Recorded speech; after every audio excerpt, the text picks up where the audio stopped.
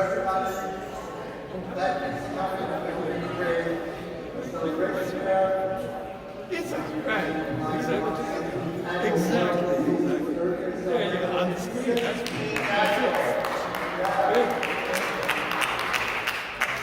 Yeah, and we try to do that. And so the opening indigenous drum ceremony, the Rosemary and Nile Revelation ceremony hands are ready to put you in the space for you to put in.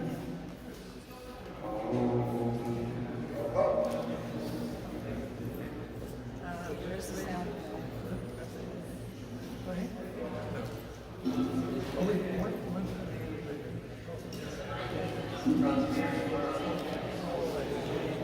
On this special day, we honor, love, and respect the Mother of the Salt, Earth Mother. She's alive, but she's suffering. Each of us suffers when she does. She's a part of us, and we're a part of her. We ask that each of us think and act this day and every day with unconditional love, respect, kindness, and a commitment and a willingness to live more consciously with the knowledge that we are all one. We need so much less than we think. We owe so much more than we give. One of the things that we're going to do today, we've made up some prayer cards,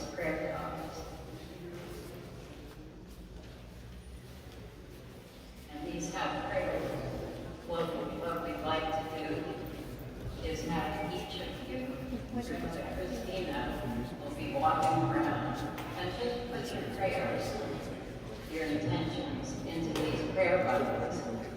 And when the day is over, these prayers will all be mixed together and exponentially increase our individual prayers. And you can take one home with you at the end of the day, and you can put it on the altar or hang it. So we'll be doing that. Normally, in a traditional ceremony, we would do smudging with sweetgrass and tobacco because we're inside and because smoke bothers some people. We have a hydrosol. If you'd like to get smudged with the sweetgrass hydrosol, Kevin will help us out with that. He's right over here. And you can get smudged that way. The Circle of Hands is a community drum group from central Vermont. We dedicate our songs to Grandmother Legion Castro, which many of you know, who invited us to her first birthday. We'll drum and sing the songs of this land, sing Eastern Woodland songs, Anishinaabe, Cree, and Mi'kmaq, from our heart to yours. And we bring blessings and love from Grandmother Georgina. So we'll begin with an opening song.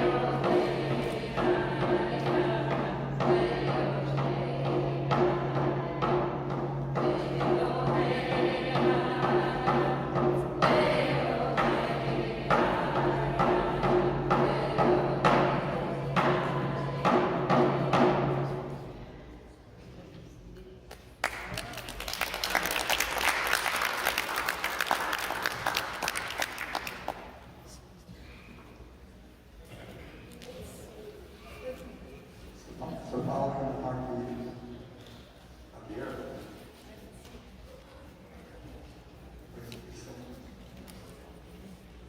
I think we're doing one more.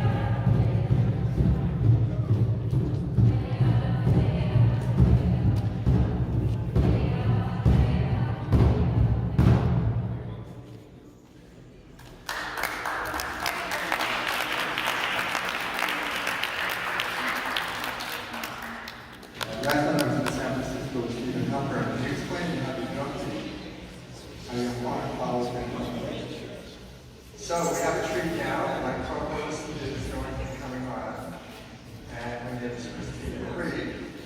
Those who don't know Christina Reed, she's an entrepreneur, multimedia healing, performing artist, the founder of Audrey E Foundation, and Authentic Records.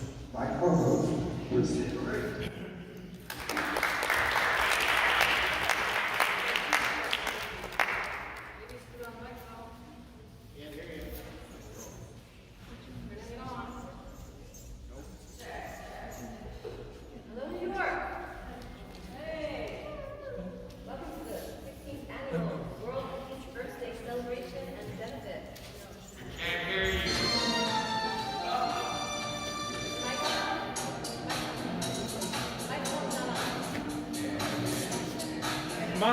Hello. All right, let's go. Let's do a do-over.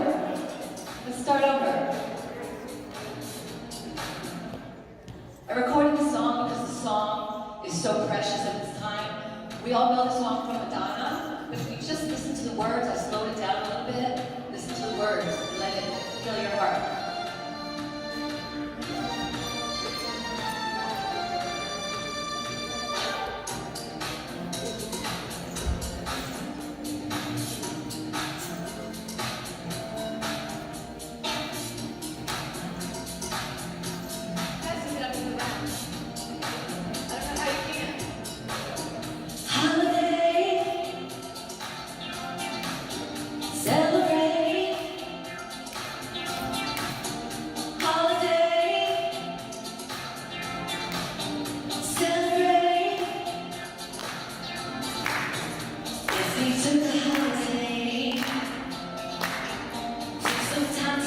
celebrate. Just one day out of life. It would be so nice. Everybody spread the word. We're gonna have a celebration all across the world. In every nation. It's time for the good times. Forget about the bad times, oh yeah. One day to come together, release the pressure. We need a holiday. Yes, we took a holiday. Took some time to celebrate. Come on, let's celebrate just one day at a time. Holiday, it would be so nice to turn this world around and bring back all of those happy days. Put your troubles down. It's time to celebrate. Let love shine, 'cause we will find a way to come together and make things better. We need a holiday. If we took a holiday, took some time to celebrate. Just one day at a time. Holiday, it would be so nice. Celebrate. Holiday. Celebrate. If we took a holiday, oh yeah, took some time to celebrate. Come on, let's celebrate one day at a time. Holiday, it would be so nice. Holiday, oh yeah, celebrate. Come on, let's celebrate. Just one day out of life. It would be so nice.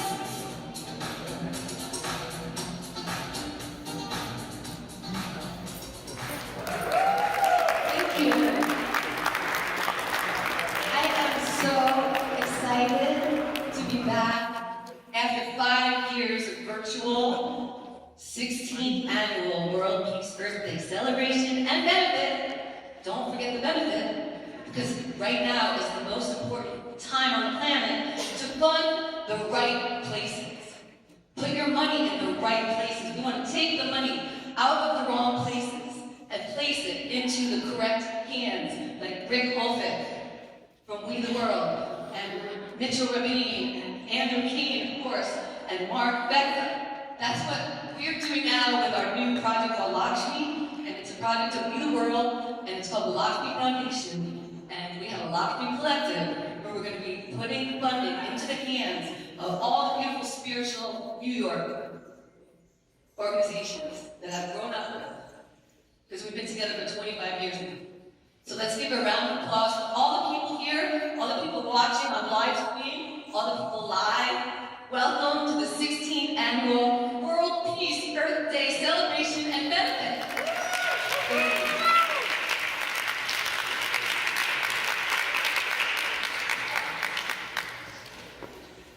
Madonna, eat your heart out.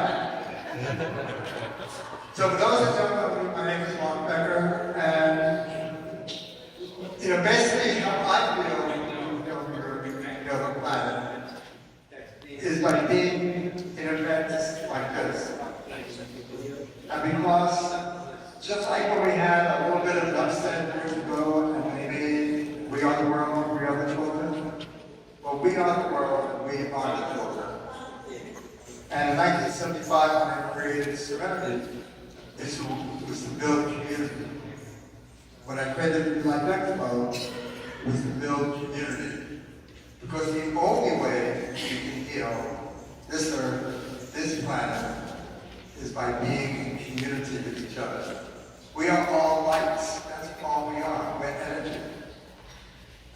we are lights lighting up everybody we meet.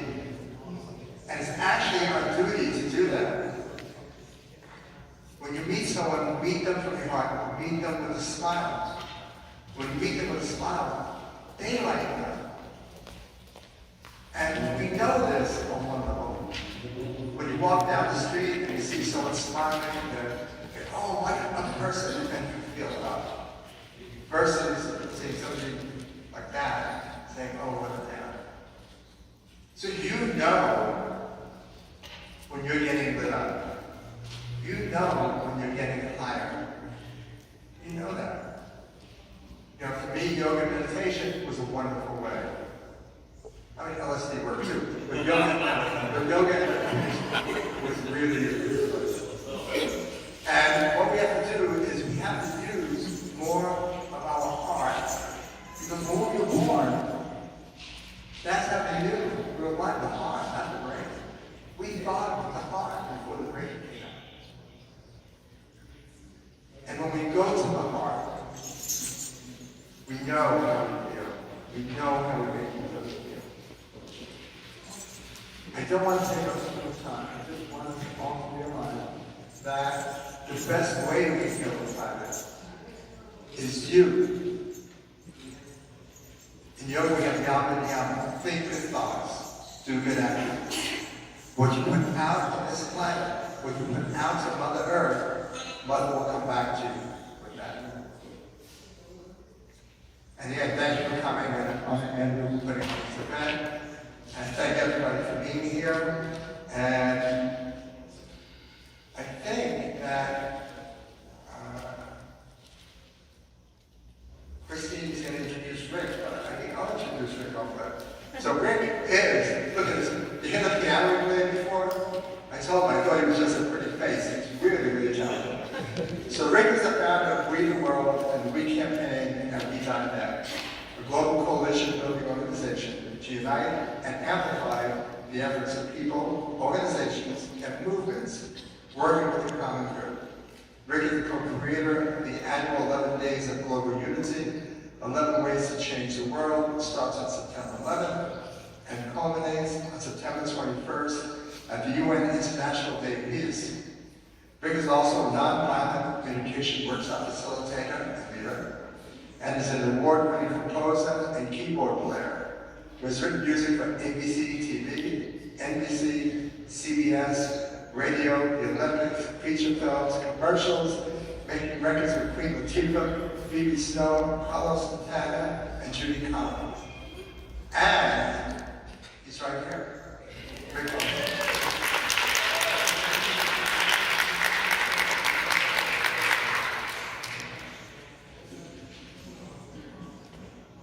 hello. Thank you, Mark. Thank you so much. I have my little crib sheet here. Swing this around. So, thank you for joining us, and especially let's thank Andrew, Kane, and Christine, Marie, and everybody who put together the work of this Earth Day celebration. Thank you.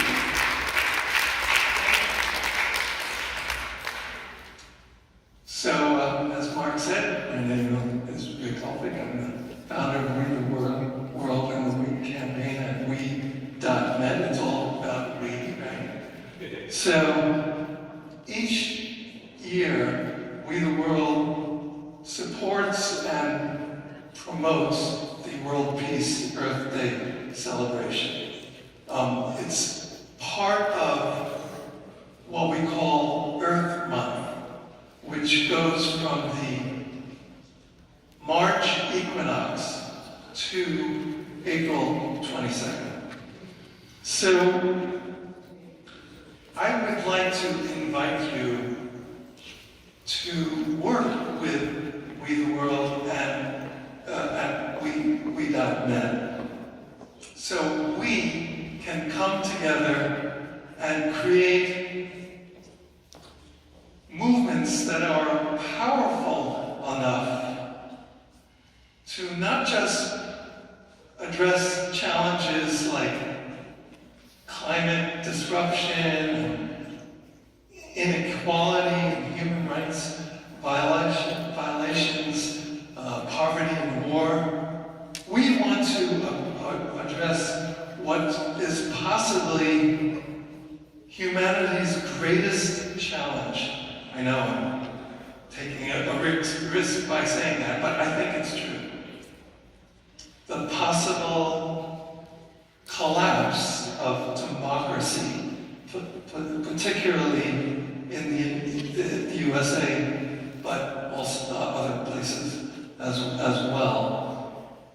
And this is because of big money, special interests that have been involved with our politics, and the resulting minority rule fueled by extreme political polarization and intolerance. So I have even heard some people talking about this idea called soft secession, which is, some people think is beginning to happen in some states in the United States. Soft secession. I know it's a scary thing, but I think it's important to talk about it. In some of these states, legislation has been voted on, which is actually rolling back rights of humans, yes, but women, LGBTQ people, teachers, educators, immigrants, even children who are living in poverty. Some politicians in these states use culture war issues to attempt to hold on to power by promoting the idea that some people and some groups are different and dangerous. Yes, this is very scary, but it's this us versus them culture of intolerance that is keeping people separated and not able to come together to solve the problems that we are all facing. So there is a way that I think we can turn this around. And I think by being part of this event today and what you're all doing in the world is a way of turning this around. So this is why We the World started the We campaign. And we're preparing to launch something called We Power America. It's a renewable energy media campaign and movement to expand We Power, the power of people to come together to transform our society and our world. So please see we.net/WPA for We Power America. And of course, to get involved, go to we.net, and then let's see if we can go from a me society, which is, and here's an M here, right? A me society to a we society. Thank you so much.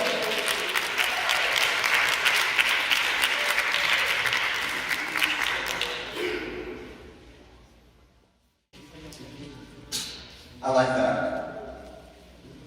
We to me. Now, I'm going to be introducing Andrew Kahn, a person who has a pure heart, pure soul. When he asked me if I would co-host, I was in San Francisco until 6 o'clock this morning, and I told him, of course, because he is pure heart, pure soul. So Int'l is the executive producer and founder of Planet Heart and the annual World Peace Earth Day celebration, which began in 2007. His passion for bringing people together in community, world peace, and oneness is at the heart of his events. Going by the name Reawakened, did you know that? Reawakened, his name is an acronym for his real name, Andrew Kahn. He helps us remember and realize we are all one, and that we need to work together collectively to create for a better humanity and world. He's also a vibrational sound healer, poet, and photographer. Andrew Kahn.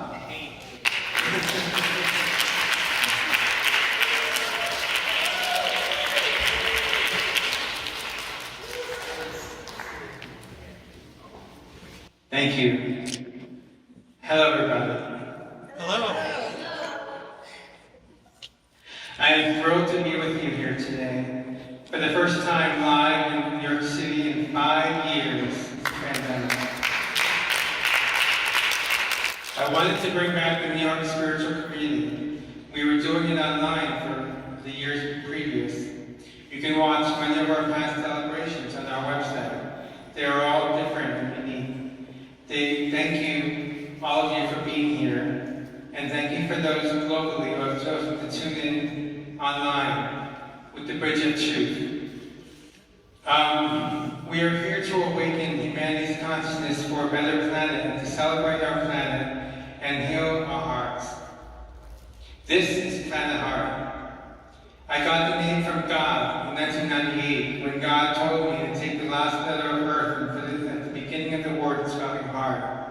One race, one heart, we are all one planet, one race, one heart. We are all one. One race stands for humanity. In 2007, God spoke to me again to birth an annual Earth Day event, but infuse it with world peace and unity. Most Earth Day events are just environmental, but I just wanted to include a little bit more. Years later, after doing these events, I realized that John McConnell, the true creator of Earth Day in the 1970s, taking place in the spring equinox, was a peace activist. But it did become April 22nd that year that Earth Day was globally recognized. Our event is also a benefit. All proceeds go to Planet Heart, support having these live events, and a portion goes to We the World. For those online, if you would like to support us, please make a donation by going to the Get Tickets link on our website, planetheart.org, and you can donate there. Just have a few short announcements. On the stage with us is Peace Lights, co-created by Pete Regina, who is here with us today. Raise your hand. It is featured as a universal symbol of peace all over the world. It has been shown on 7 continents, at numerous events, and at 4 continents during the Olympic Games. Also, there's artwork that you can see in front by Alana Stanger and Diversity Arts, who did my Planet Heart logo, and is here with us today, and her husband eating in the back of the table with mugs that you should buy. She will be on stage soon. Also in the back are New York City Friends of Clearwater and WBAI. Please help support and give a donation to WBAI and Pacifica Radio. They are a community radio station that only gets support from listeners and has been a media sponsor for us all of our years. For those,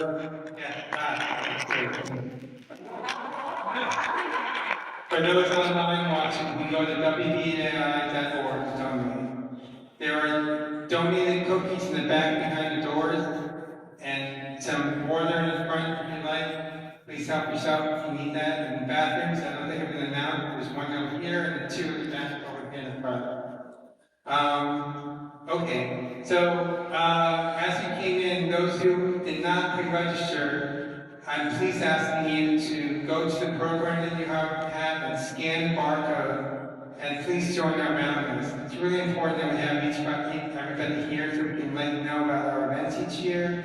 We would love feedback, and we also have a gift for you that we send you. We don't send too many emails. Those online watching can join our mailing list to be in touch. Go to our website and join there. So now, and all I want to say is may peace prevail on earth. Enjoy the program and be at the heart of your own creation. Thank you.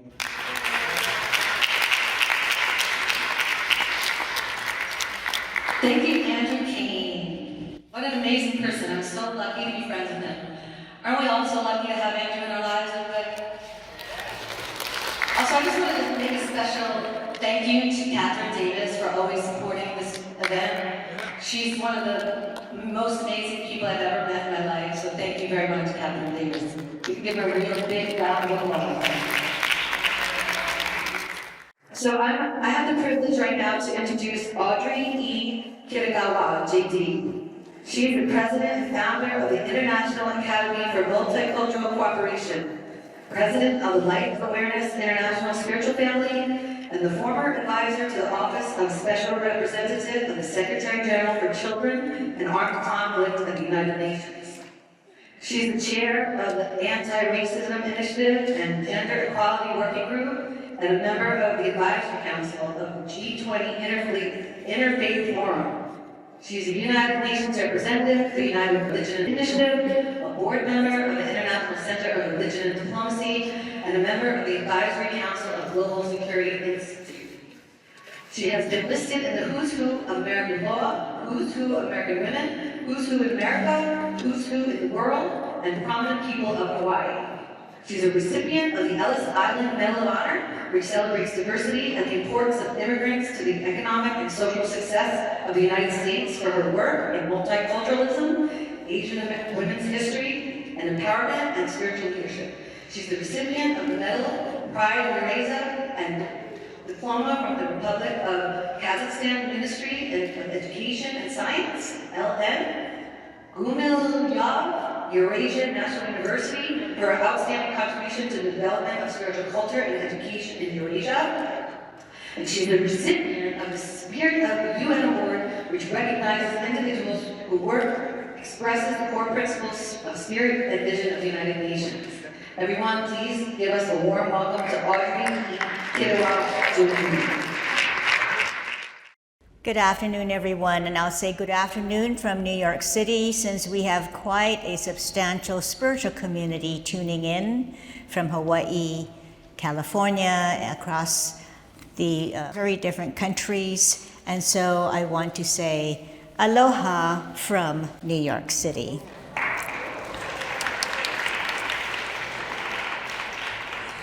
I would like to express my deepest appreciation to Planet Heart and its co-organizers for this invitation to participate in this 16th annual World Peace Day celebration.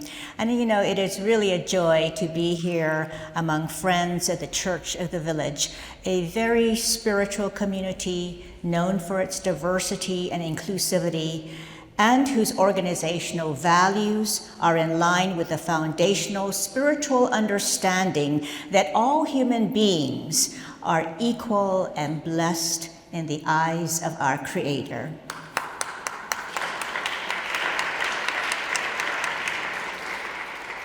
I was born and raised in Hawaii, where important events and gatherings are customarily opened with a blessing or a puli.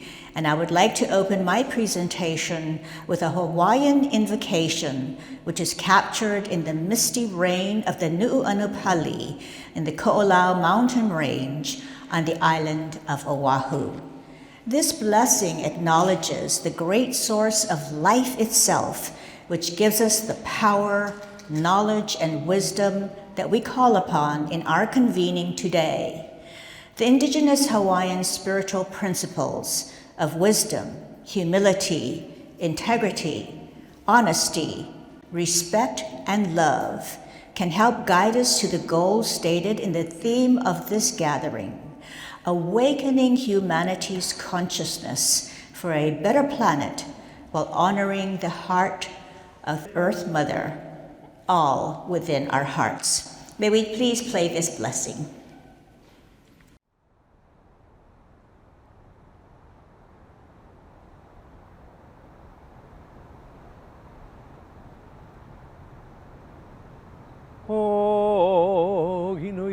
kalani e kini o ke akua mano ke akua ke akua I luna ke akua I lalo ke akua I uga ke akua I kai mai nā kukulu o ka hiki a hiki Hawaii inui a kea Hawaii inui kua uli Hawaii ka hiki no kala pi I mai I hae hae o mala ela e kalania I ke a ke ao he ao o ka malama ho mai kalamo ka ike ka mau popo ke a ka mai o mai ka ika hele ana ka noho ana ka hana ana o maluhia ke ola ana ka imi ana ka nawe ana I ke ola pono I pono mauna kule ana pau mai na wele launa kua lono na kua hivi na kua mauna mai kaulana kalai le hua hoi I papahana o moku a kea he kai a kea nalu nui a kea moana nui a kea wa I kea hoi ke ala nui o ka I ini ka nuu e kulia mauai o halia ku nei leo I ka makani nui ka makani ki ka makani hea au mākua nā kia I o ka pō me ke ao no kana au wao kana au haa kana au pono kana au mae kana au aloha ke aloho nā kupuna no luna pau mai ka mana nui e aloha ku e aloha mai e aloha nui hoi e ola hoi nā mea pau lele I mauli ola lele wale aku e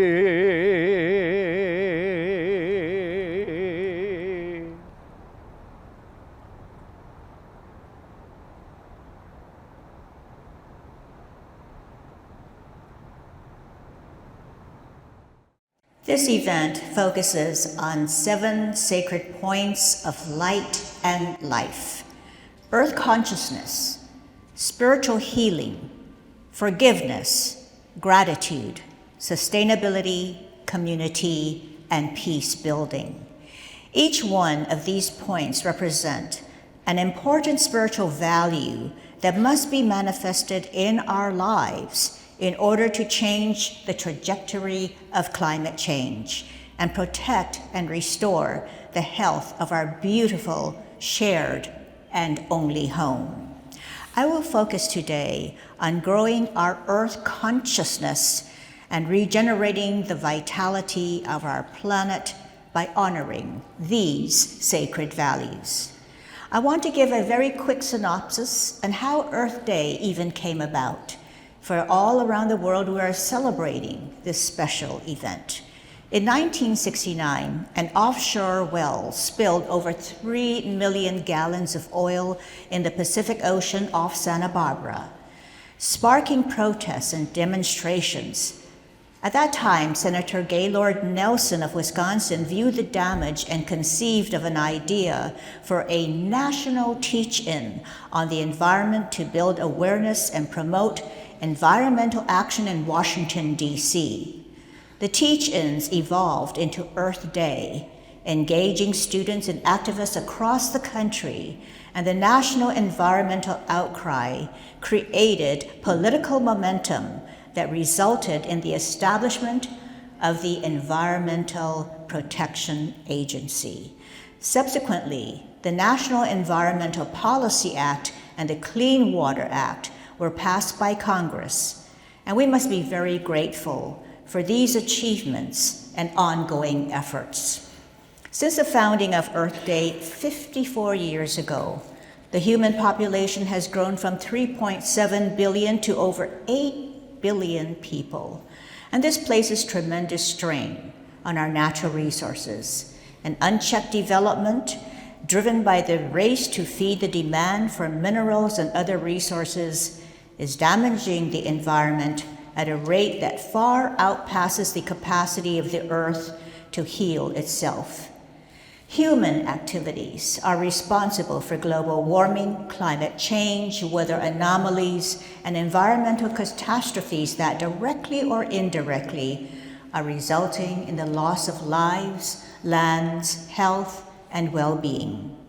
Now, I want to share a little bit about the Lahaina forests on the island of Maui in Hawaii, because it garnered worldwide attention as a devastating wildfire swept through the town of Lahaina, and many of you may have been to Lahaina, and it destroyed over 3,000 homes and historical landmarks, and taking the lives of more than 100 people. While the town is still struggling to recover from the disaster, there is poignant evidence of nature's powerful regenerative capacity. The historic, badly burned tree, its branches and leaves were blackened, and the tree was feared dead. It's a beautiful, historic banyan tree. But a Maui County arborist has said, every single day, when the sun comes up, the tree expands, and at night, it contracts. You can actually see this expansion and contraction on digital readouts. It's like a heartbeat. New leaves and shoots, and the return of birds in the tree's budding canopy have raised the hopes of the community, many of whom are still homeless and unemployed due to the fire. Parts of the tree are damaged and will not recover, but it is alive. And its struggle to regenerate amidst such utter devastation is testimony to nature's remarkable resilience. Like the banyan tree in Lahaina, in the wake of disasters such as fires, floods, hurricanes around the world, native flora and fauna are re-establishing themselves, demonstrating the enduring regenerative power of Mother Nature healing herself. Human life and health and well-being of communities depend on the health of our natural habitats and their ability to recover. But the growing frequency and intensity of wildfires, floods, storms, droughts, shoreline erosion, and other climate emergencies is surpassing nature's ability to heal itself. And this regenerative capacity, this aspect of wanting to live, wanting to be renewed, is found not only in that banyan tree in Lahaina, but in all of life itself, within you, within me, within the sacred given life to all of life, and we are all in this together. The dire consequences that have been experienced in many places around the world, where precious natural resources, including lands, forests, the air, and water resources, have been altered, appropriated, and abused in the name of progress in the pursuit of profits. However, regardless of all of these things that speak to the dark side of human nature, we must always remember that in the gift of sacred, immortal, eternal life, which we have all been blessed to receive, is that regenerative capacity that speaks to life wanting to live. So each of us has that capacity, and there is so much hope through you and myself, and with the beautiful opening drumming of the indigenous people in whose land New York City has sprung about. We recognize that the indigenous peoples have a high degree of earth consciousness, caring for the land according to wisdom based on generations of respectful interaction with nature, steeped in cultural and spiritual traditions that honor the oneness of life and regard for the natural world as family and sacred. The culture and spiritual traditions of the indigenous peoples around the world have endured for thousands of years, far longer than the few centuries since the colonialists usurped their culture and heritage. Their relationship with the natural world is characterized by a deep sense of responsibility, spirituality, and interconnectedness, emphasizing the need to protect and preserve the environment for future generations. Life is sacred for them and for all of us. The planet is Mother Earth, who must be honored, respected, and loved. And the elements of land, sea, and air are family. Spiritual healing from the indigenous perspective is therefore as much about the natural world as it is about the human habitants, all intimately interconnected. So changing the trajectory of climate change will require global commitments by governments, corporations, by each and every one of us, by how we are living our lives. And we must be inspired by the founders of Earth Day. It is our duty to educate ourselves, be creative, use our voices, create partnerships, and find a better way. Transformation starts within our own hearts with a commitment to honor the planet as a beloved part and of the totality of the divine. Our individual choices and our values contribute to the larger environmental picture, and we must work together to drive systemic change, influence policies, and promote sustainable practices on a global scale. There's a beautiful childhood poem written by a famous American poet that I love and loved throughout my whole life. And I want to share my favorite poem by Robert Frost called Stopping by the Woods on a Snowy Evening. Whose woods these are, I think I know. His house is in the village though. He will not see me stopping here to watch his woods fill up with snow. My little horse must think it queer to stop without a farmhouse near, between the woods and frozen lake, the darkest evening of the year. He gives his harness bells a shake to ask if there is some mistake. The only other sounds the sweep of easy wind and downy flake. The woods are lovely, dark, and deep, but I have promises to keep, and miles to go before I sleep, and miles to go before I sleep.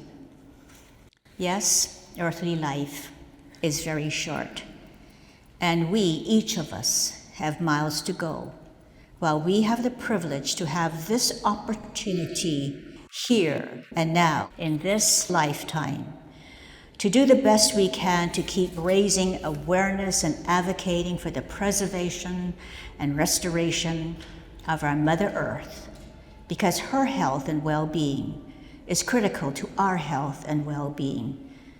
You know, we may never live to see the fruits of our work, but in our hearts, we must know that if we have done our best in selfless service to humanity, then offer any fruits that may be born out of your service into the loving hands of God.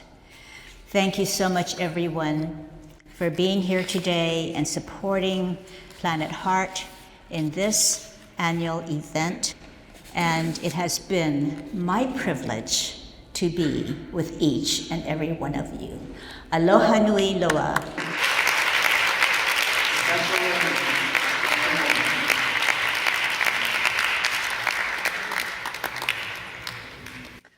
So now it's my pleasure to introduce an old friend for over 45 years who first played at the New Life Expo with his group Spirit Ensemble.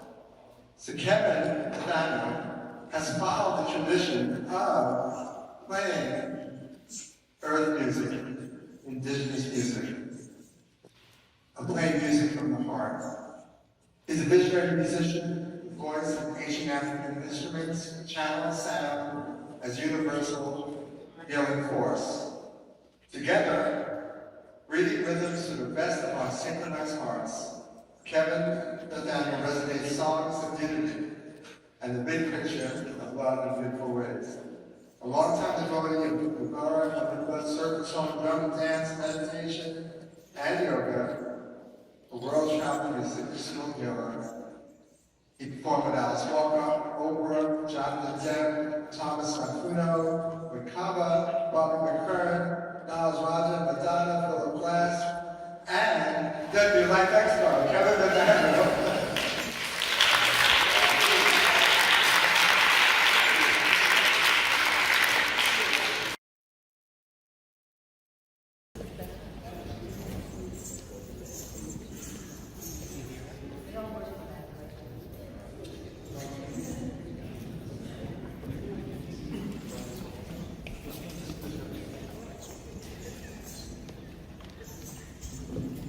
Check one, check two. Okay, how's everybody doing? I am so excited and so honored to be here, and I'm just beside myself. See me over there? I just want if everybody, let's raise the light voltage a little bit. If you just join me with an ululation, you just go like this.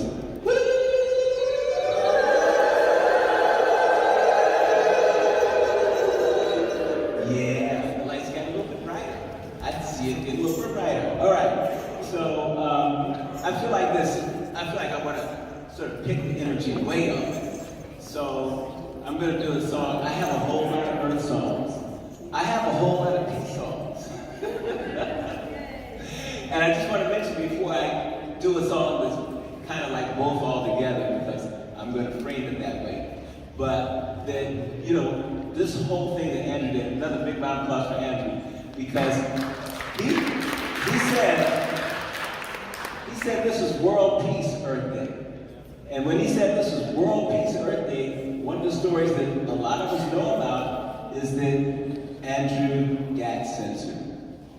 He got shadowed. Okay? A lot of us know about that. Because there's something in that message, World Peace Earth Day, that some of the corporations that are in power are not hearing it right now. So I want everybody to think about that, because really that message is crucial for us to send out to the world, that world peace and Earth Day are together. That's one message. One message. And we wish peace upon every little village, hamlet, village, town, hill, mountain, valley, insect, animal, person, people, peace upon everybody. And we wish it massively, peace and prosperity upon everybody. Salam alaikum. So with that being said, now I'm going to play a peace song.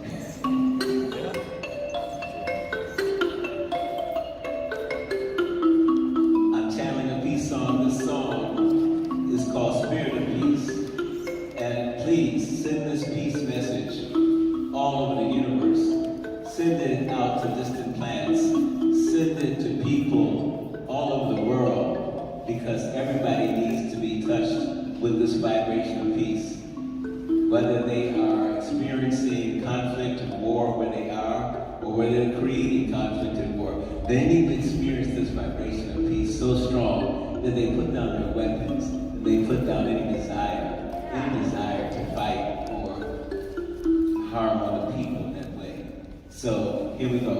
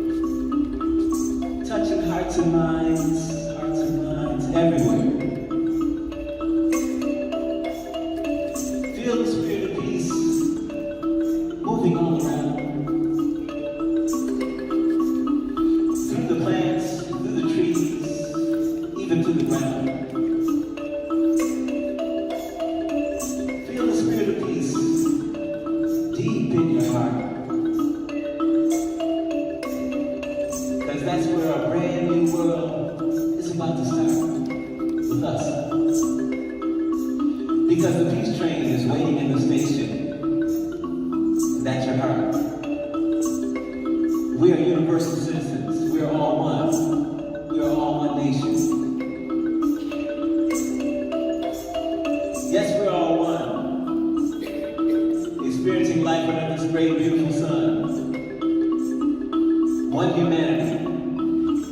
one people, one family. What we do to one, we do to ourselves. What we do to ourselves, we do to one. It's called Ubuntu in Congo.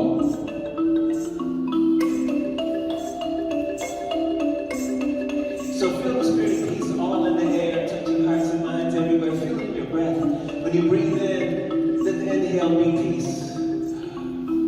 Let the exhale be peace. Let the inhale be peace. Let the exhale be peace. And in the air, you hear that exhale have a sound. It's moving all around, and it goes like this. When you hear it, join in. It says,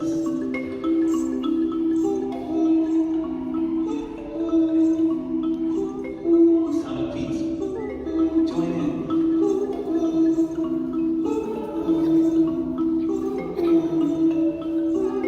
Everybody.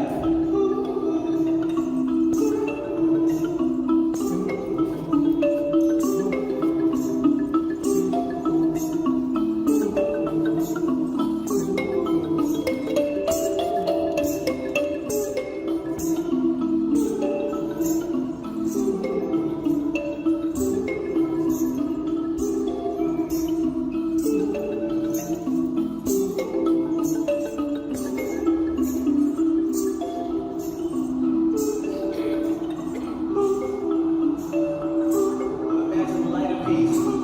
We're sending that light all over the world. All the people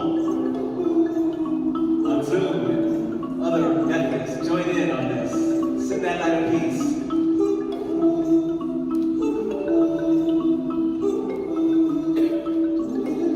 And your heart feels the spirit of peace. It feels it deep in your heart. And your heart is dancing to the spirit of peace. And we're dancing. We are dancing in the vibration of peace inside.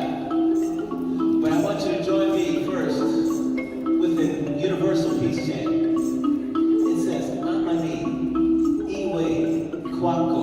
Can you say Amani, Iwe, Kwako? Now I'll tell you what it means. It means peace be unto you. Peace be unto you in Swahili.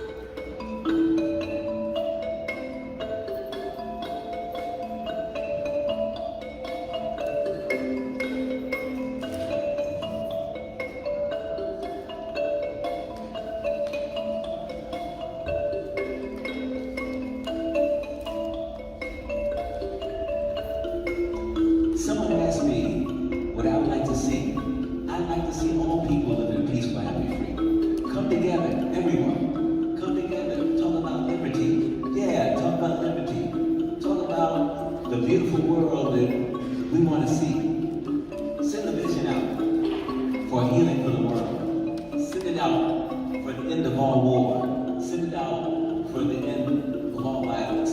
Send it out for the beginning of peace, the establishment of love for one another. And we've been talking about a healing for the world. And I just want to say that we want a healing for the world. A healing for the world. Hey. A healing for the world. We want a healing for the world. Hey. A healing for the world. We're talking about healing for the world. Hey. A healing for the world. We want a healing for the world. Hey. A healing for the world. We want a healing for the world. Hey. A healing for the world. Hey. Hey.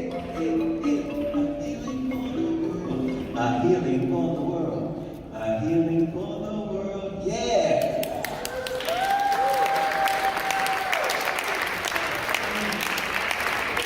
Thank you so much. Thank you again, Andrew. Thank you, Mark, my brother. Long time ago. My brother from another mother. All right.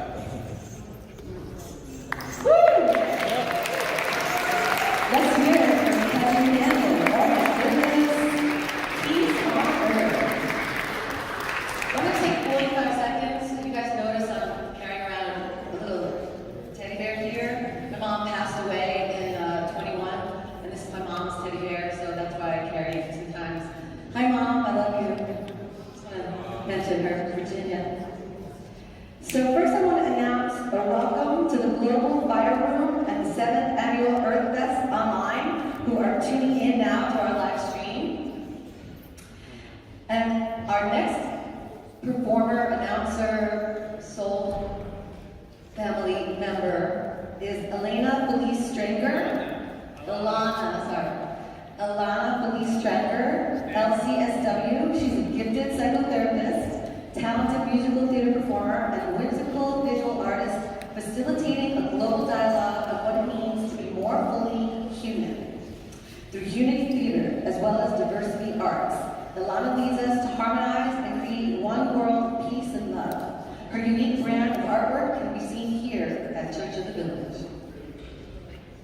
Elena Felice Stranger.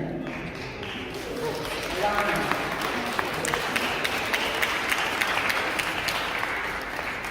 Hello, everyone. I'll just pronounce my name. I'll tell you about my name because it was pronounced not the way I usually pronounce it, which is fine. Thank you, Christine.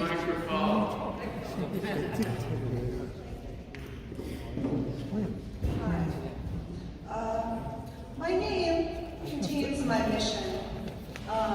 It's pronounced Ilana, which is a Hebrew name that means, it's a poetic word for tree. And it is, I'll just put my notes.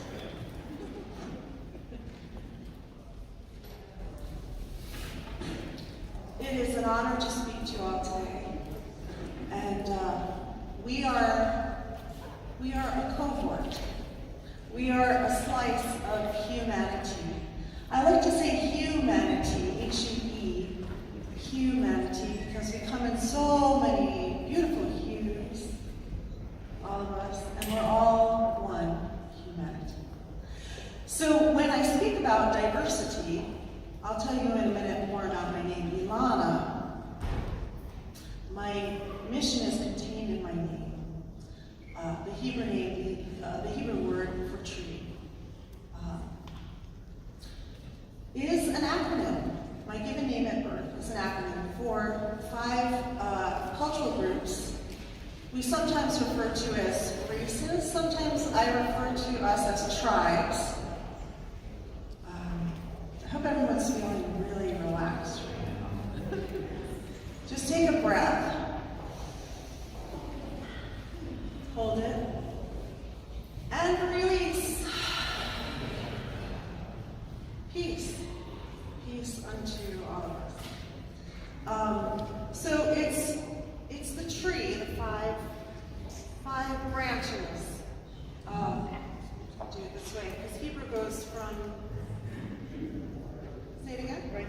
Right to left, thank you. So this is E for European, L for Latino, A for African, N for Native, and A for Asian. My middle name, I'll tell you last. It's Felice. Well, I told you. Felice. Some of us know that to mean happy. My last name is Stanger,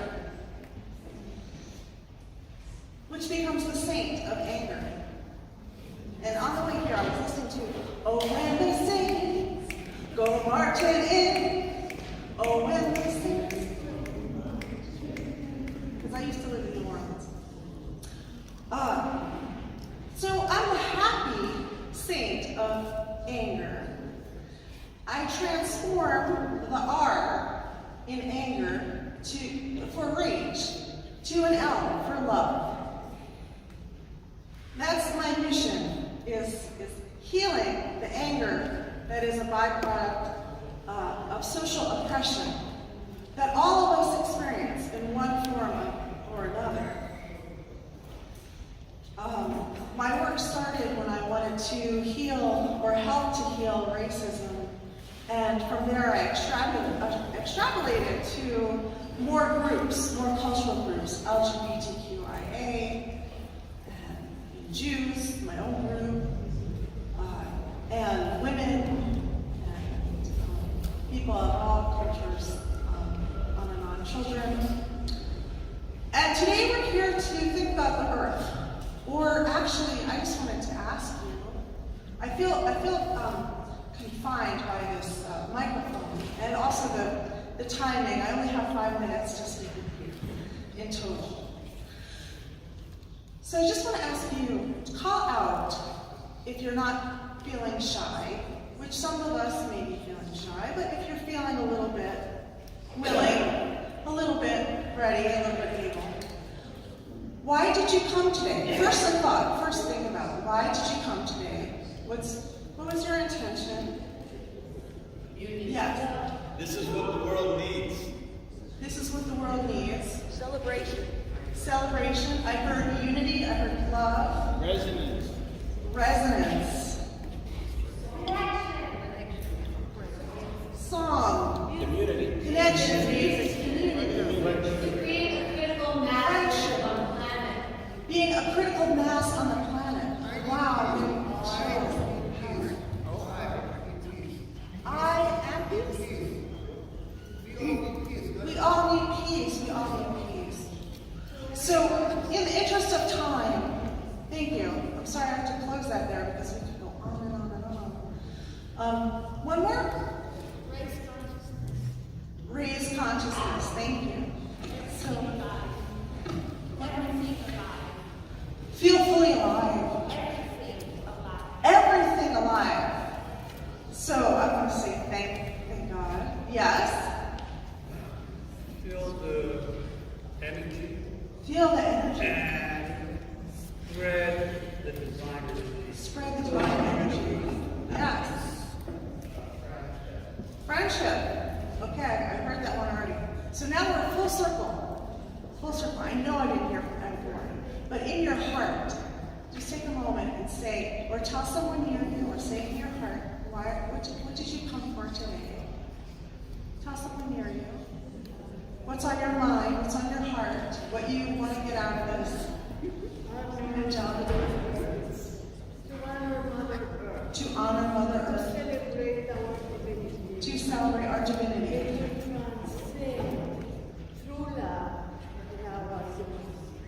To transcend through love our humanity. Wow. So now we're in the spiritual realm. We're spiritual beings having a human experience. Okay, that's my 1 minute sign. So let me take back the reins here. From everything that I've heard from you, I've heard such beautiful intentions. I just want to take a moment. We've heard, I hope that I've reflected back to the group here what you all have said, and you've heard me say it. If you didn't hear the person directly say it, I've tried to say what I've heard. Just think this for a moment. Take a breath in.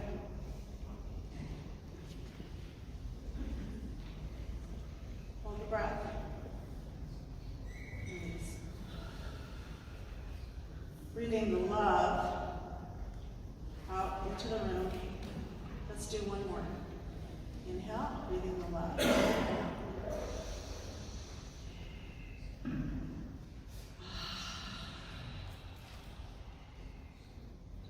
Thank you, namaste. Shalom. Please enjoy the artwork and see the back table at your option.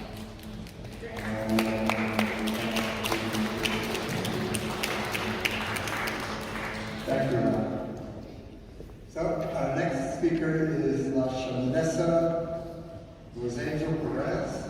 She's a shamanic artist, producer of an independent media platform, a center-brain community relations, wellness advocate, people contact to serve as a bridge to hold space, meditate, host conversation, and to bring us peace, love, happiness, and joy. Rosanna. Thank you. Hello, everyone. Can you hear me?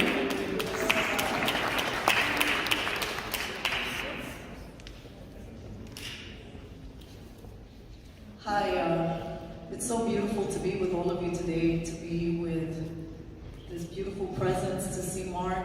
Thank you, Andrew, for inviting me to see some of the old faces, some of our teachers who are in this space. The reminders that everyone is needed at the circle, every single one of you, and I'm so happy. My heart is filled with gratitude because Andrew decided to call back the spiritual community of New York after 5 years. So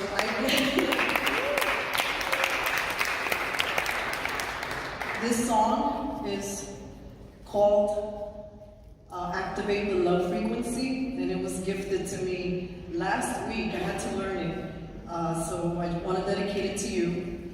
And if you want to do some tapping and feel it in your heart when I start the song, and just remember that it's important to honor all of your emotions, it's important to heal, and it's also important to know that love is always around each and every one of us, and that love is the greatest force. Are you ready?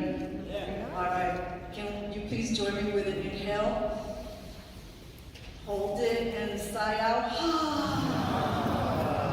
Oh, that felt good. 2 more times. Inhale. Hold it, and sigh a little higher. And one more time. And woo!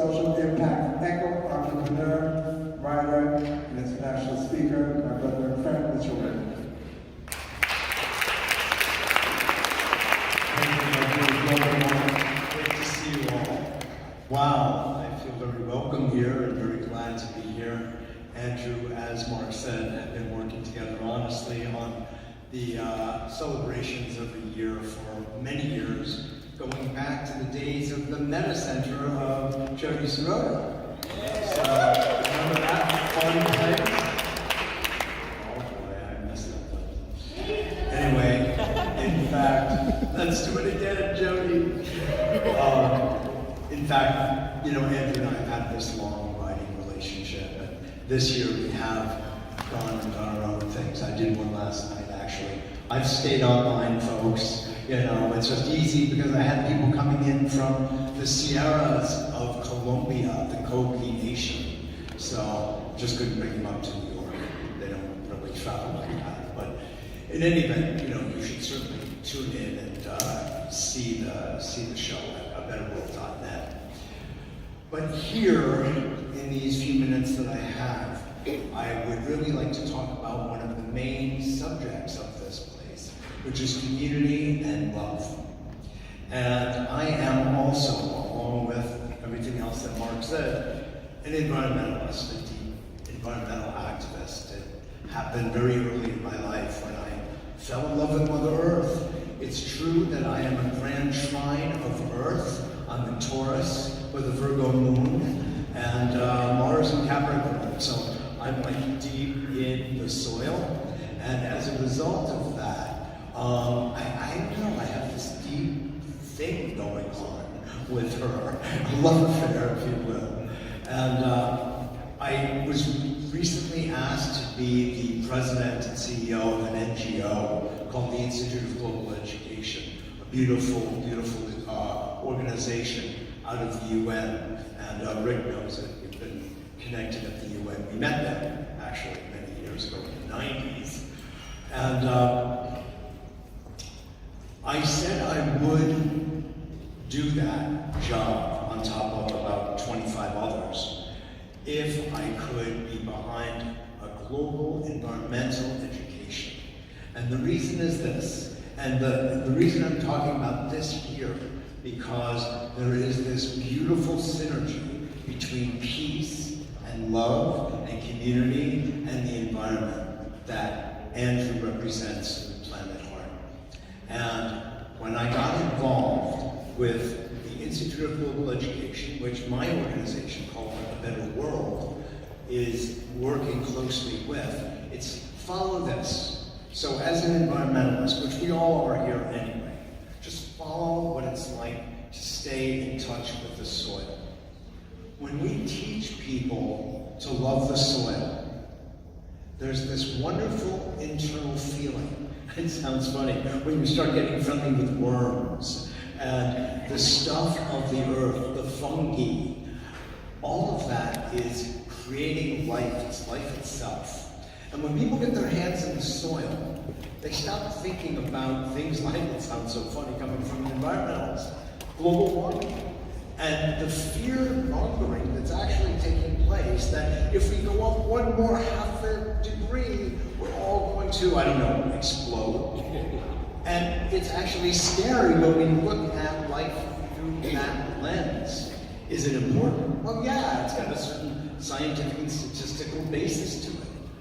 However, when we actually get into the stuff of the soil and what grows out of the soil, which is food for all, everything shifts internally, emotionally. We start to be happy as opposed to tense and irritable and afraid.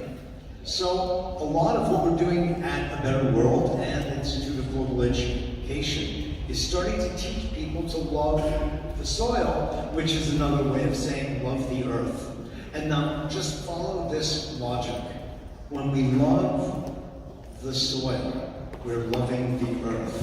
When we grow inside that soil our food, we are solving world hunger. Because everyone at home in their own backyard, in villages across Asia, across Africa, across South America, everywhere, have food right there. And because of some of the principles of regenerative farming, because of the principles of this thing called permaculture, people in the same square foot can grow more food.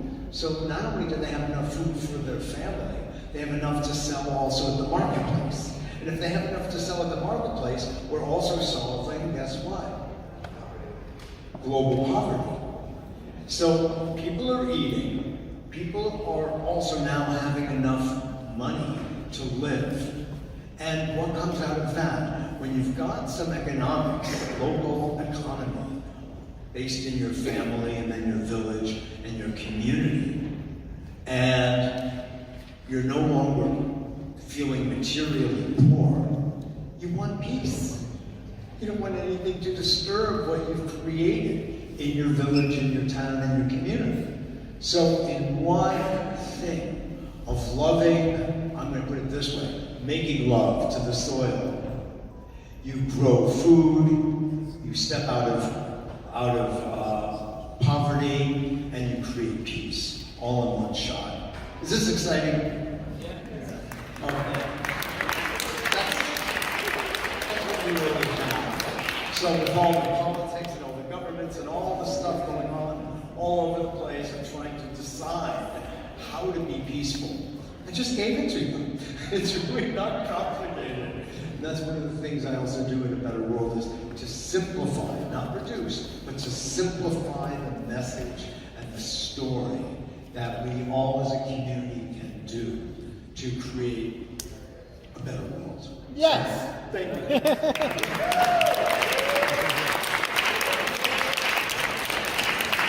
Thank you so much, Mitchell Lady. Awesome. Well, I have the ultimate pleasure right now.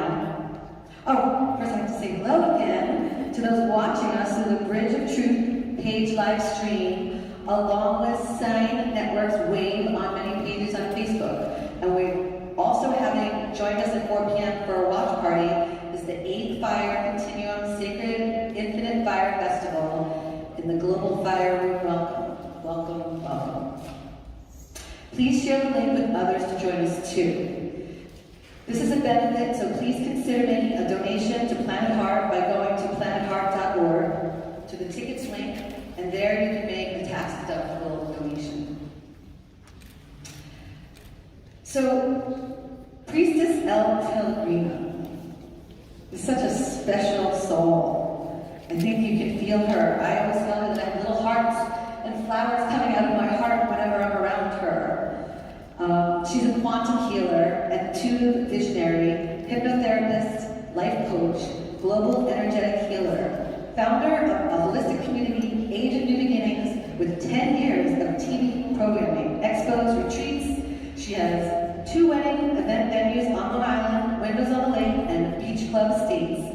was executive producer of 3 movies, The Streets 3, Devil's Order, producer of Good Samaritan, and 3 movies on Amazon Prime, The Streets 2, The Streets 3, it's a little bit hard to say, The Streets 3, try that, and acted in 8 films.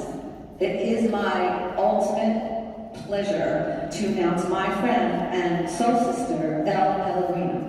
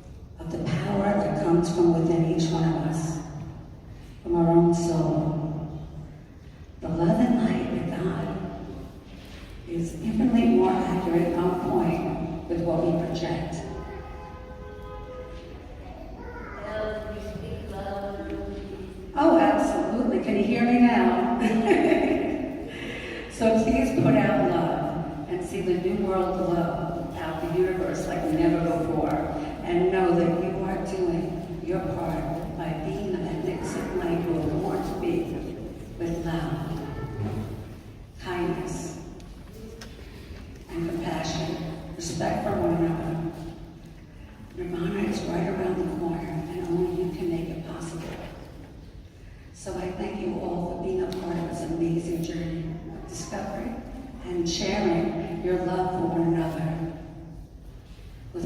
sense of this, co-creating an alternative, a wonderful world that is meant to be ours.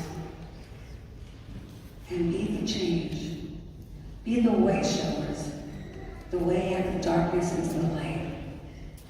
Be the strength of the tree, the purity of the waters. Be the energy of the sky that makes our world shine with God's grace on our earth. The glory, the joy that lies within us all. Thank you, and much love.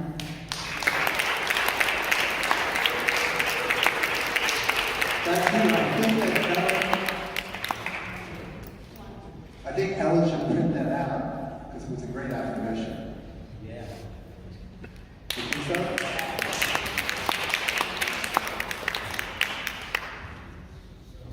So let's see. So we're moving right along, and our next guest is Derek Marshall Newman, who is a medical healer, masseur, wellness coach, yoga teacher, and a singer of sacred music. So let's say hello to Derek.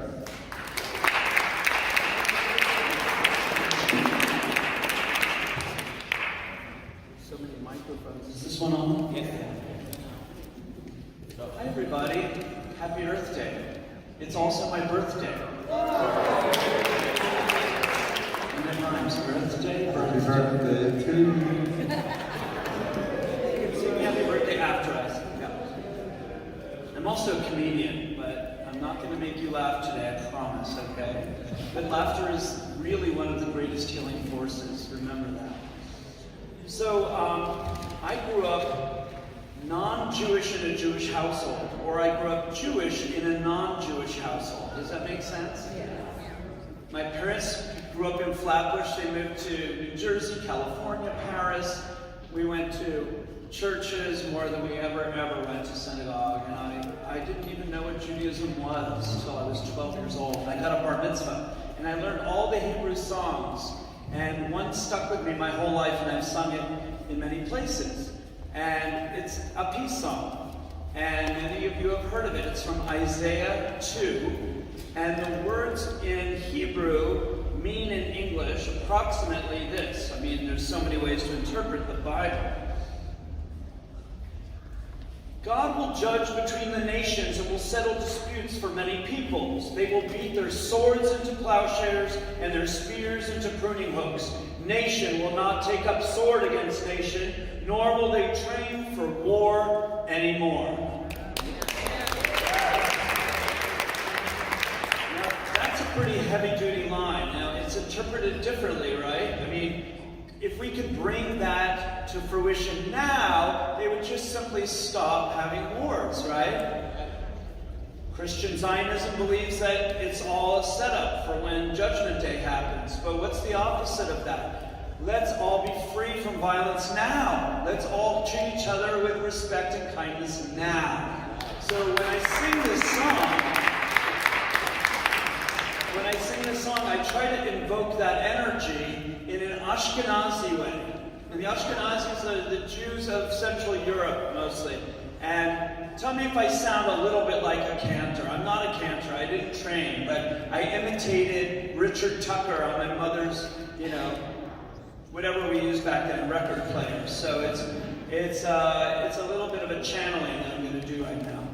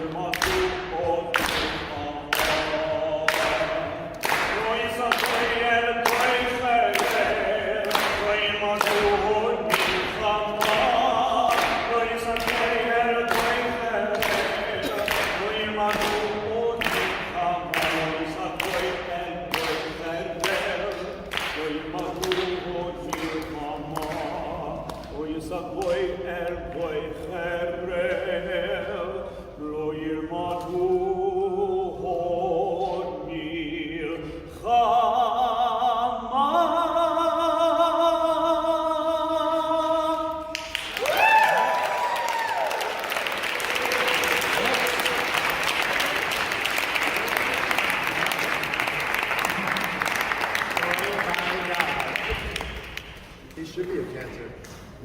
I don't know. Wow, that was amazing. Thank you.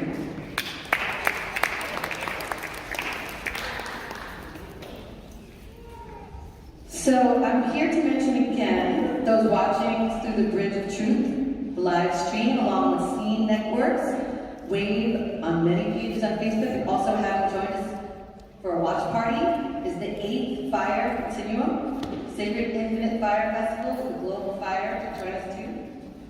Please share the link with others. This is a benefit, so please consider making a donation to Planet Heart by going to planetheart.org to the tickets link, and there you can make a tax-deductible donation.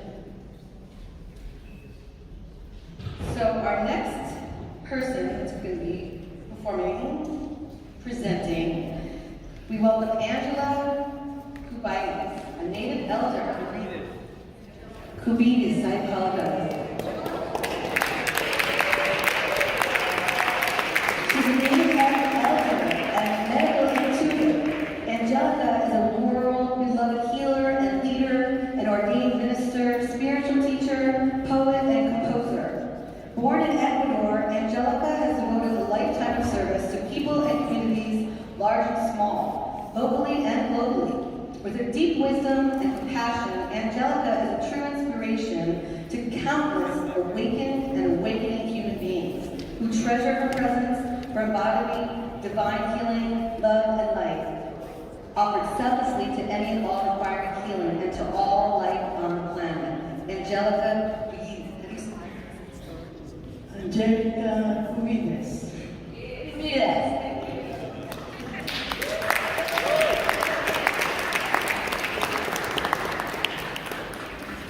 Thank you, everybody, for your precious presence here today. And in oneness of consciousness, I'd like to say good morning, good afternoon, good evening to our wonderful community. We are in good company. Our love, our hearts, our thoughts, our messages are reaching all around the planet. Andrew, thank you for making this event possible. We love you and appreciate your efforts. Thank you. Beloved ones, I am humble and grateful to be here to honor our blessed planet Earth, our one and only home that deserves more than ever our care, our appreciation, our gratitude to make a difference. We all have a part to play. No deed is too small, nor is a deed too great to make a difference in the here and now. It is imperative that we all honor the gathering this day for the awakening of consciousness. We have been dormant, we have been too lax, and the urgency of the hour is to take command in our own lives to do our part.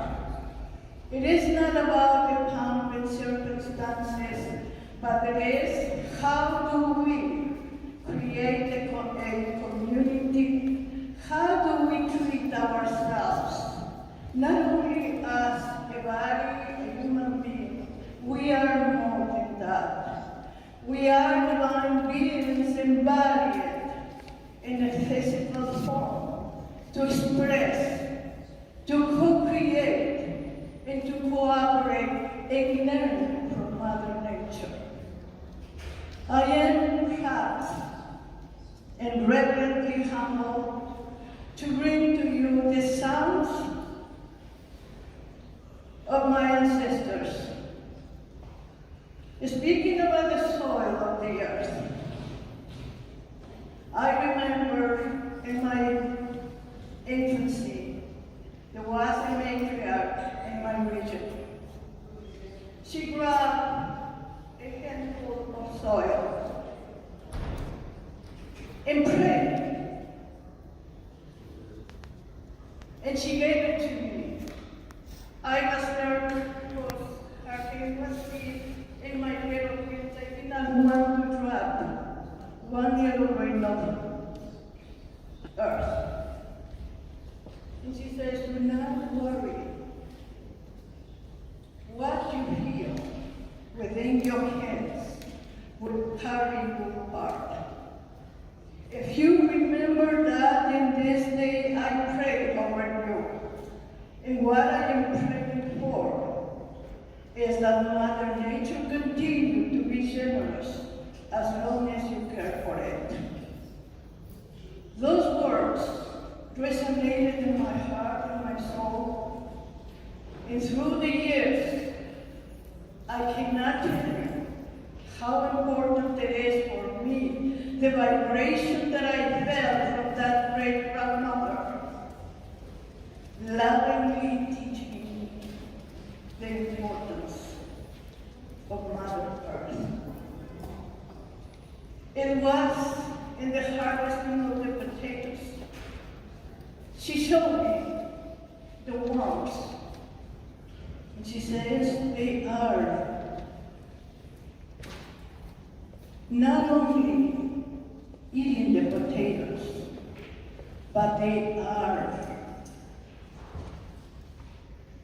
doing their part so we can feel in the multiple variety of the potatoes the sweetness, the uniqueness of every kind of potatoes.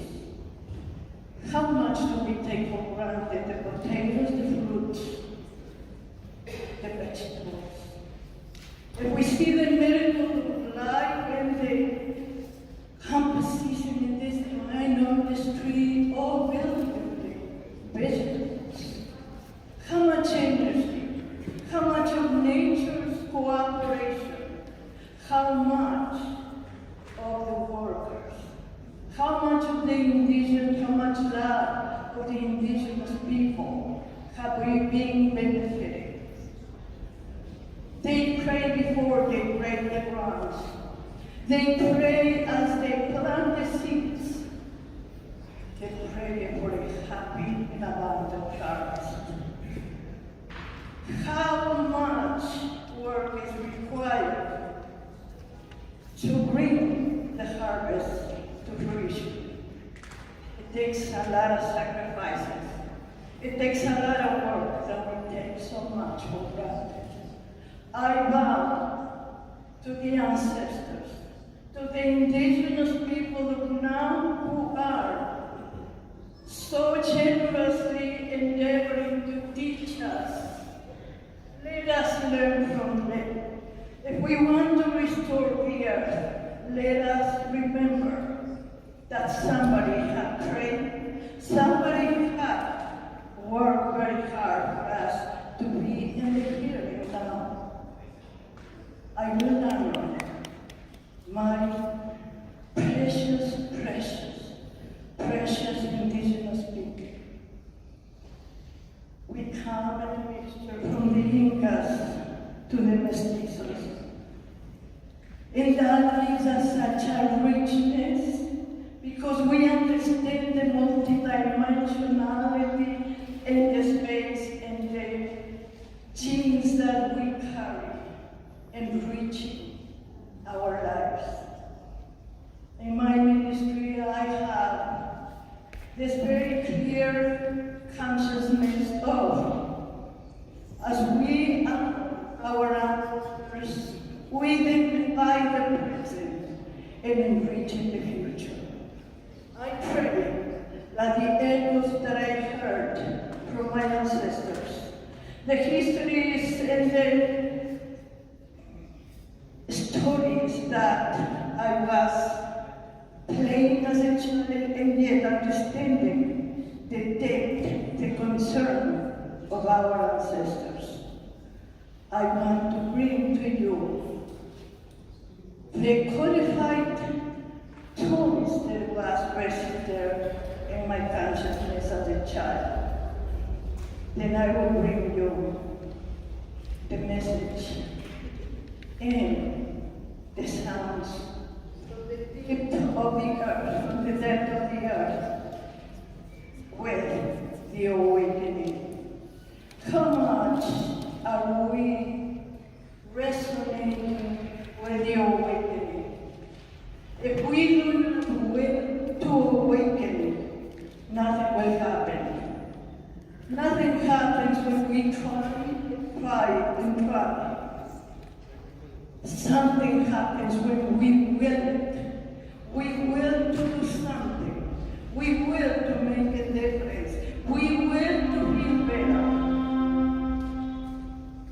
And I will bring it to you, the echo of my ancestors, unifying the heart of the earth with the universe.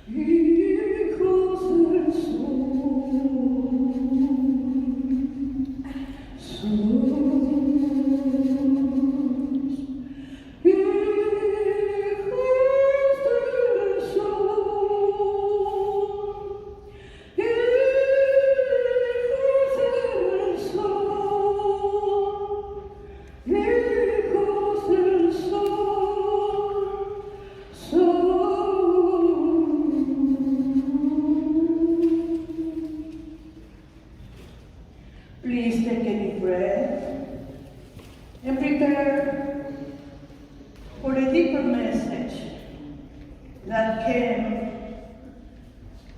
the vision and the feeling from the depth of the ocean by the sound of a whale. I believe there was not one, but many whales giving the message.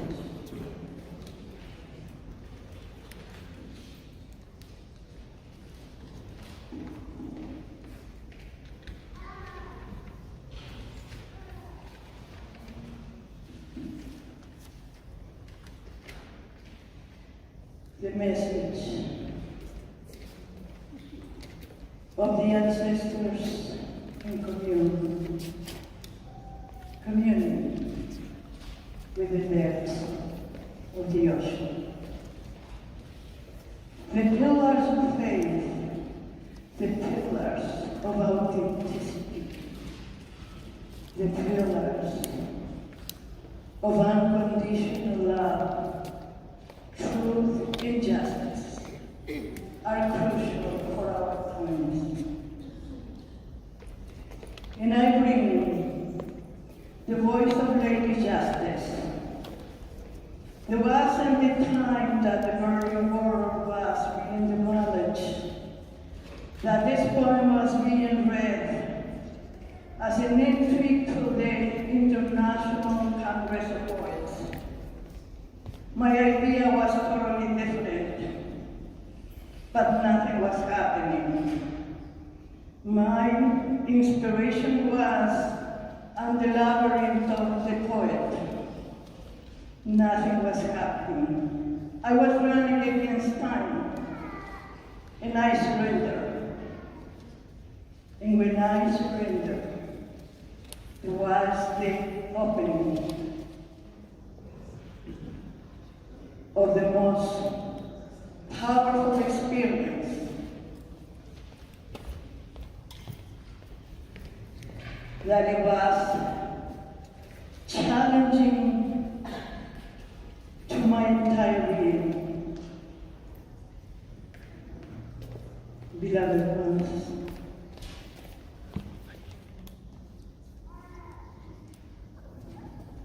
let us imagine the majesty of Lady Justice.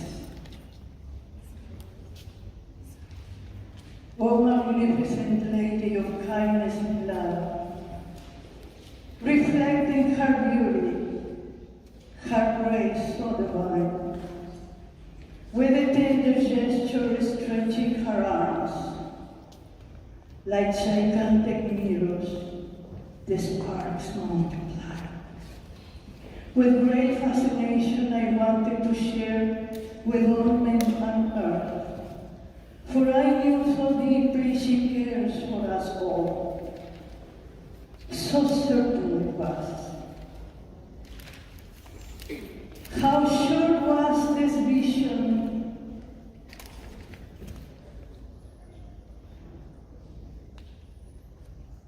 In this crucial time, a powerful moment changed the whole thing. I looked for the lady. I could see her face. The pieces of mirrors all smeared blood.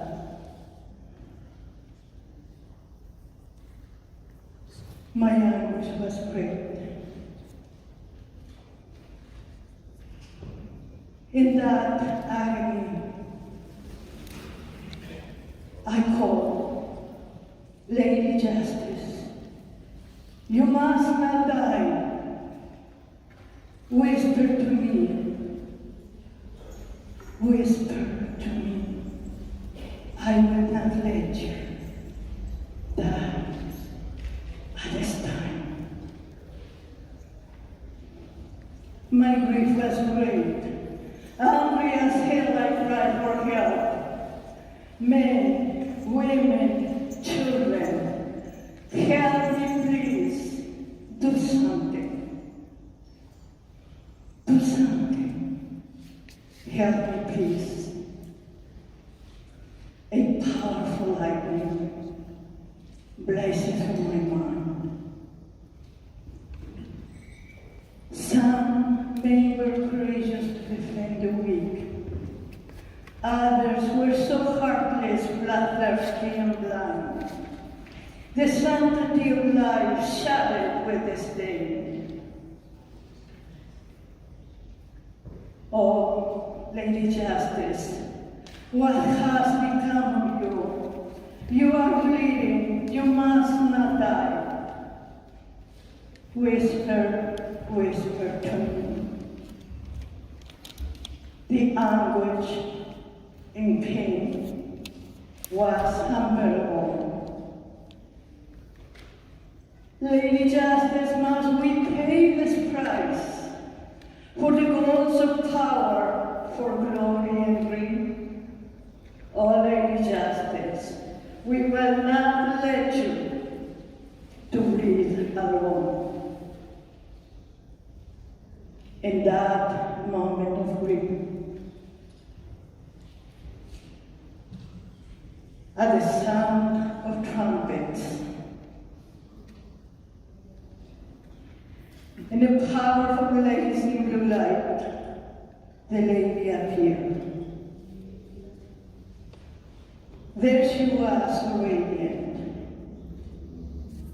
In the vast horizon, her majesty was felt.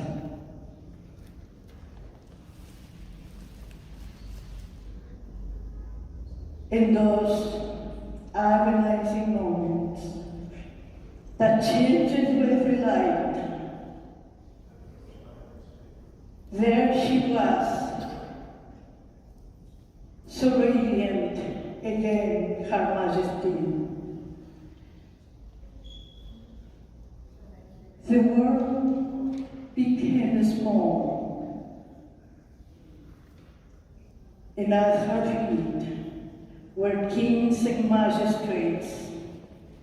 She softly reminded to the human race, no one is above, no one can escape, no one is beyond her power and mind. The promise came through. The lady is alive. The lady is alive. To awaken us to your reality. And I will close with a message from the sea. Awake, awake, awake, awake, awake, awake, my sisters, awake, awake. Awake, my brothers, awake, awake, my sisters, awake, awake, awake, my brothers, awake.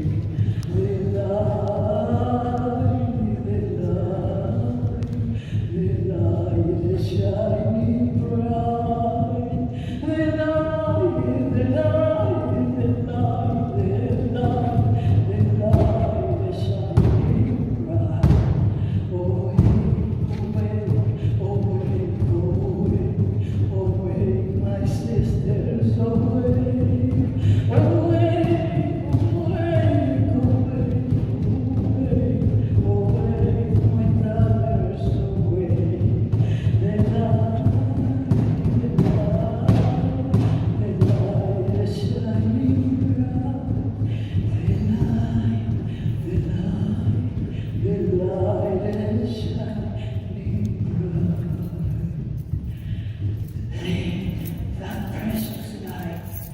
Within your hearts, shine through.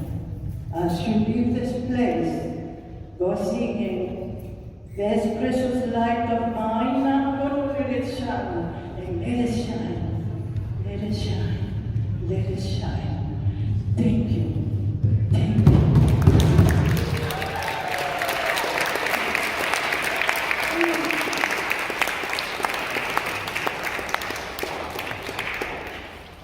What an angel.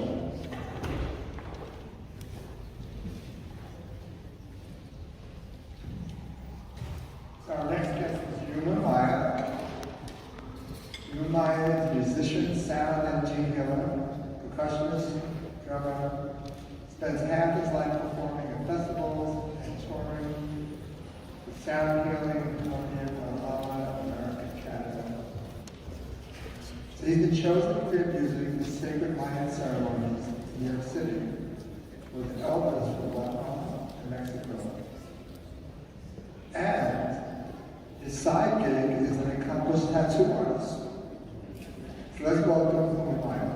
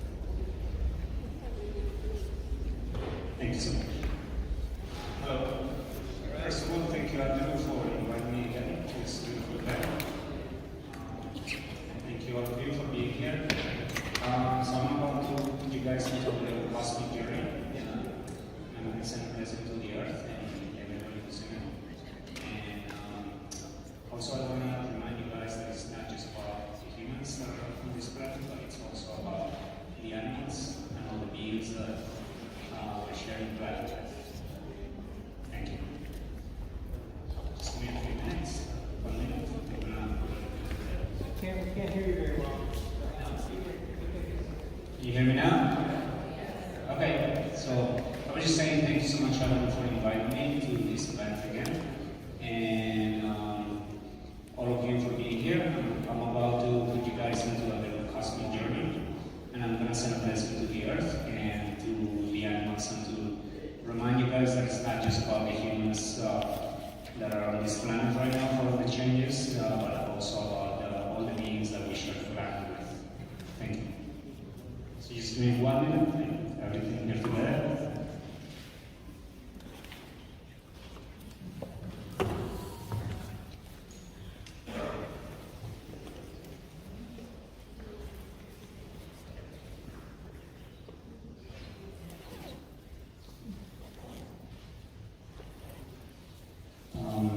Can I have some assistance here really quick from the guys up there? I just want to make sure these mics are working.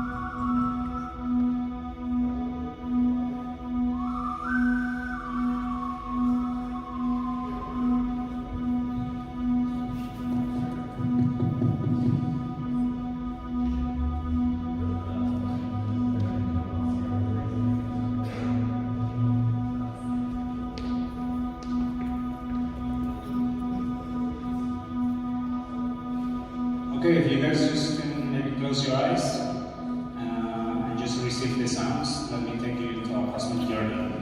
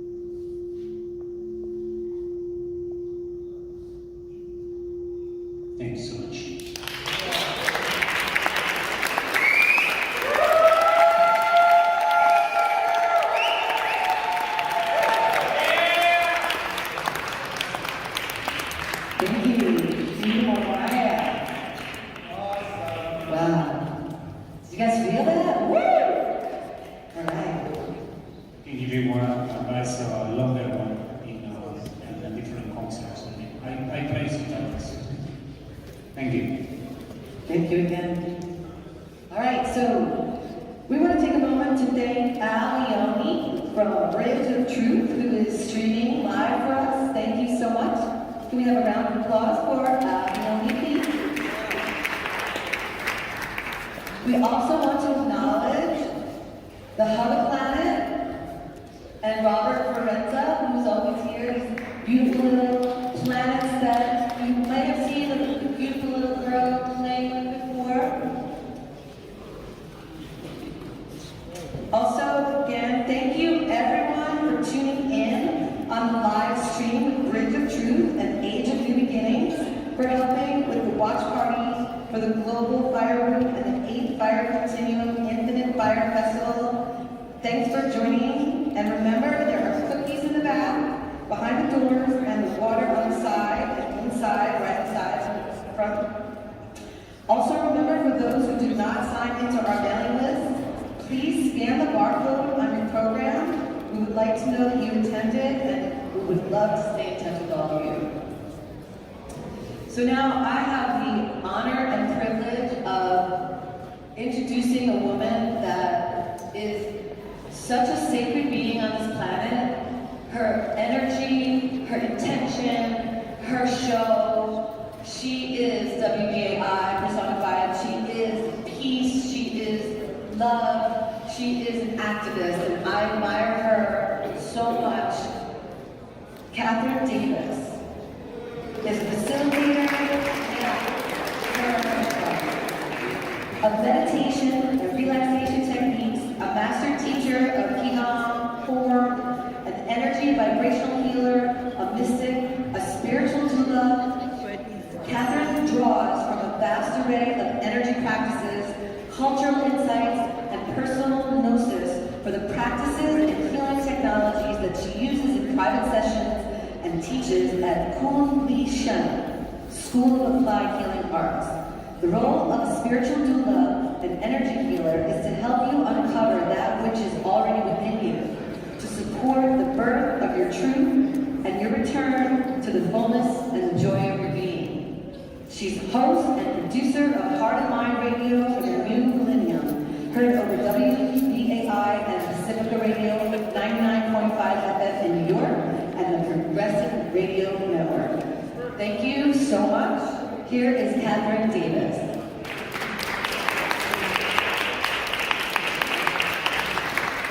Thank you very much for being here. So my demonstration is for Qigong, Qi energy, movement energy working. So I would like to invite you to go inward. Qigong is about finding your own inner source, your own inner creativity. And just as a way of introducing that, in Qigong, we feature dantians rather than chakras. Dantian means elixir field.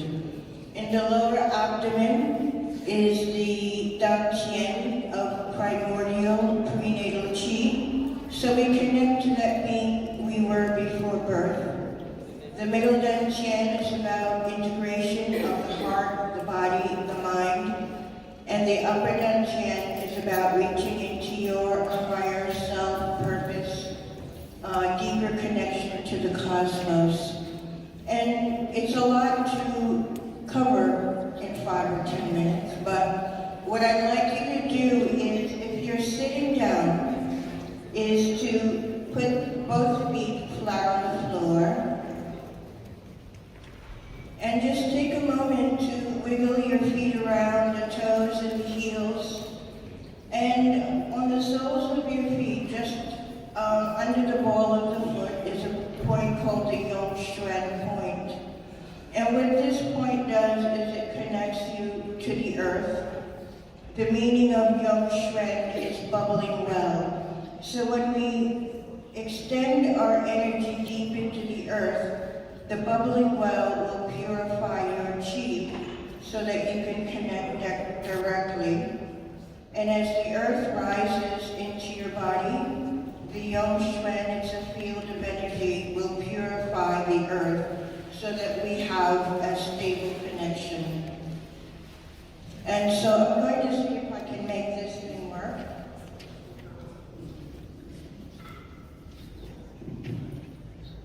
Okay, that seems to be stable enough. So what we think of when we're doing the Qigong is that we are creating a light pyramid within our own body. So if you have your feet comfortably apart, relax your knees, tuck under the buttocks, allow your body to rise up towards the sky,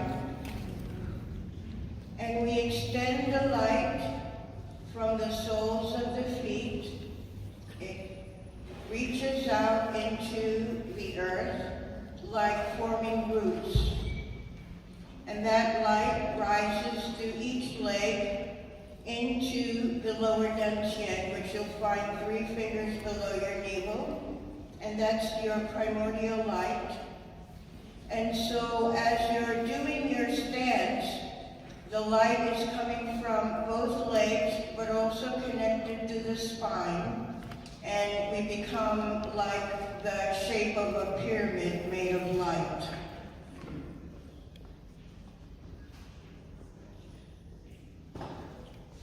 And as we are doing that, we also can become as an aspect of nature. We often think of ourselves as human beings being superior to nature. But actually, we're really the same as trees and dogs and cats. We're just another being on the earth. And that's good news, because actually those animals are a lot more sacred than what we see happening in the human world. But take a moment to close your eyes and really extend your light deep into the earth and feel the roots branching underneath you. Relaxing your body if you want to stand up, and just allow your body to move gently to the rhythm of your breath, so that you become as the tree and as the wind.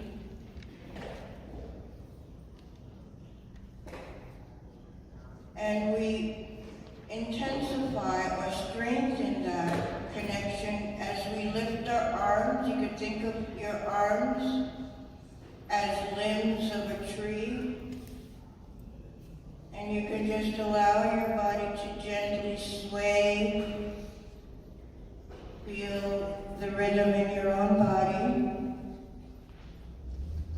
And we can also lift the arms rising up into the cosmic level of Qi.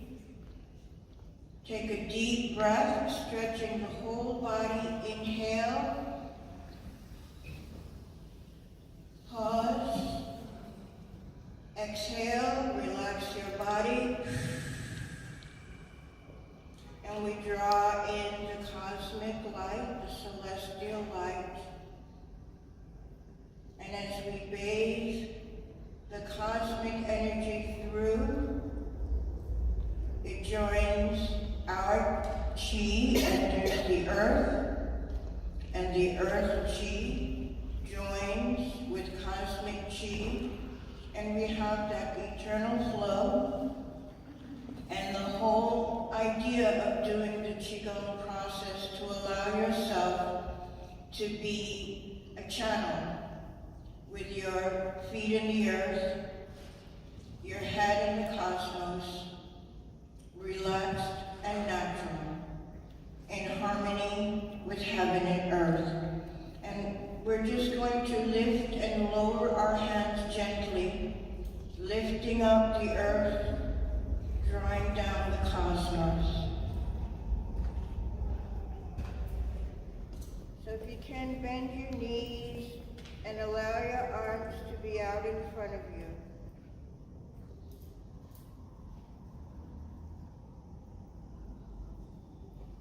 Feel your breath and your movement.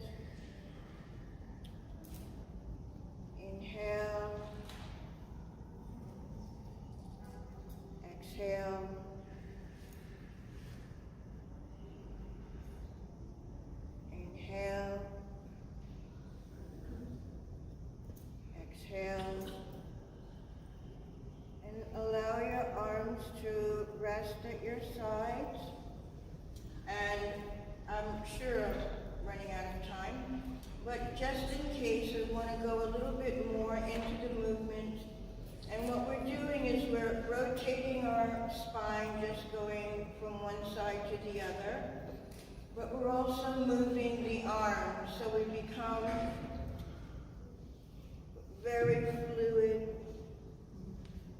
just moving the arms, allowing the legs to move from one to the other. And we just become ourselves like a gust of wind. You could think of yourself as a tree dancing in the wind.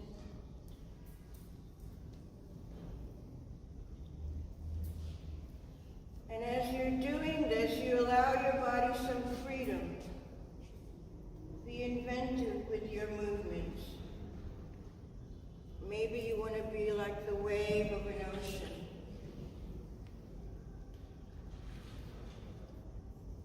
So as you engage in the Qigong practice, you can be very creative with it. You always want to ground yourself into the earth before reaching into other directions. And that is how we as human beings can come into full measure that we're not just people. We are the earth, we are the cosmos, and we are the human nature. And it's when it all comes together is when we really have power to change our bodies and our world. Thank you.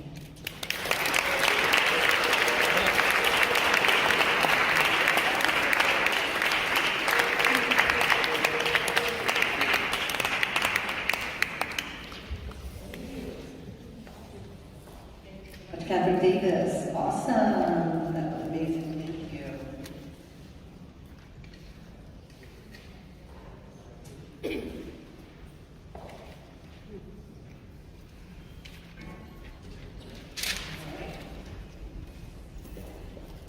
Int'l is an acclaimed author and internationally respected shamanic teacher, healer, and speaker, and trip leader.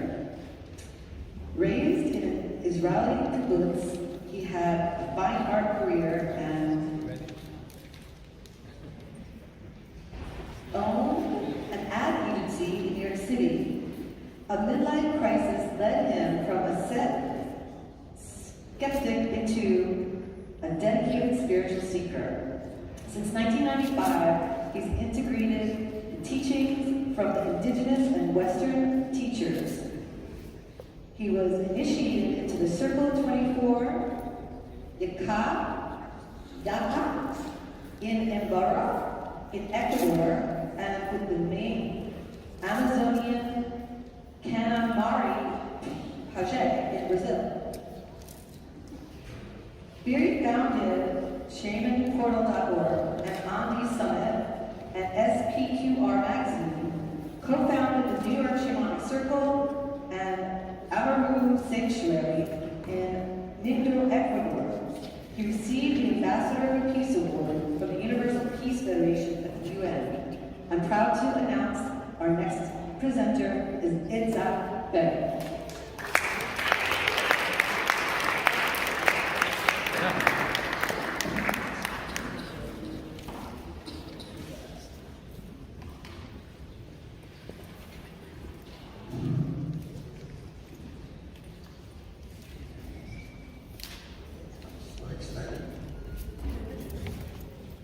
I lost the words. Why is it working? Hold on a sec.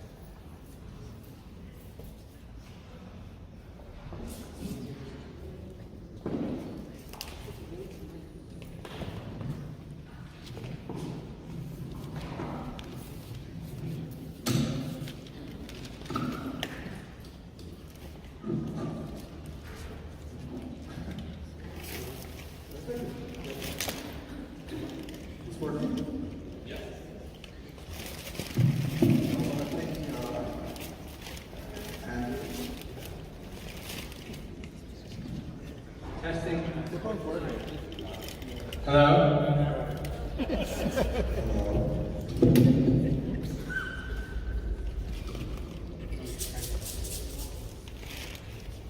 Just close your eyes. Can you hear?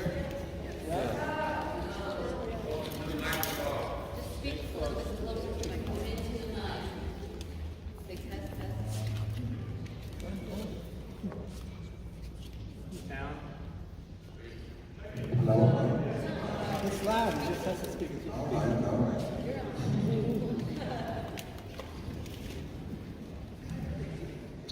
Moyori Meja Hawakatika.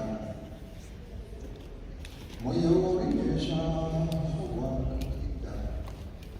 Iba Ura Kutakachi Muhamita Sakwapukyo. Kanta Show, Kanta Show, Kanta Show.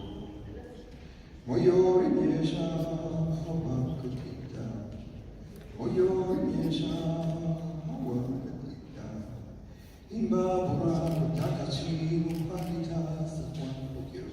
Kanta Show, Kanta Show, Kanta Show. Iri.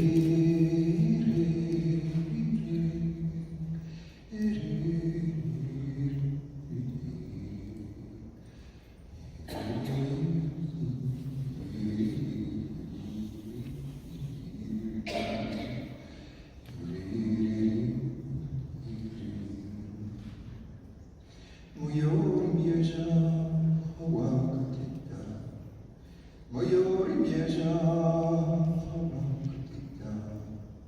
Imba Bura Kutakachi Muhamita Sakwapukyo. Kanta Show, Kanta Show, Kanta Show.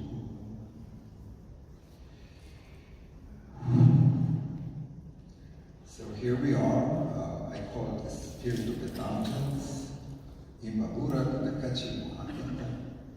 To come and visit with us and protect us, to be with us today in this sacred valley of the Andes, the high Andes of Ecuador. This is where my teachings are.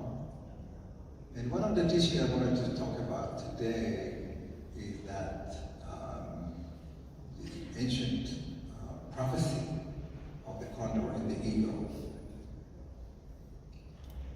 So right now, with all the uncertainty that we are experiencing around the world in the last 30 years, we really don't understand what's going on, right? It doesn't make sense. But it does make sense if we are following that prophecy. And the prophecy of the condor and the eagle, it is a time where the condor and the eagle will fly in the same blue sky again. It will be a dance of harmony, cooperation, the return of the feminine energy, or the return of humanity to connect with the mama, with the earth mama, with the energy of the feminine. And I'm not just talking about women. I'm talking about mostly men, to reconnect with that side of us. Then the eagles, the people of the West, the people of the North, the people who mostly use the masculine energy, domination, colonialism. You're familiar with that?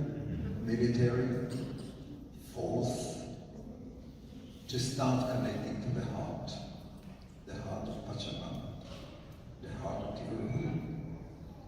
And so we are now 530 years after the Spaniard and the European conquered South America. It's 500 years of occupation, colonization, forcing them to abandon their culture, speak different languages, leave their culture. So this 500 years started, of course, with the killing of the Int'l, the emperor of the Inca. And that was in 1493. 500 years later, 1993, according to that prophecy, that end of this Pachakuti, the correction of time, begins. Pacha is the time, space. Kuti means correction of time. And in Hebrew it says, Tikkun Olam. So we are actually now in a period of time where we are correcting the energies of the earth that was misaligned by the people of the north who try to possess the spirit of the condor. There are there's a great differences between the condor and the eagle.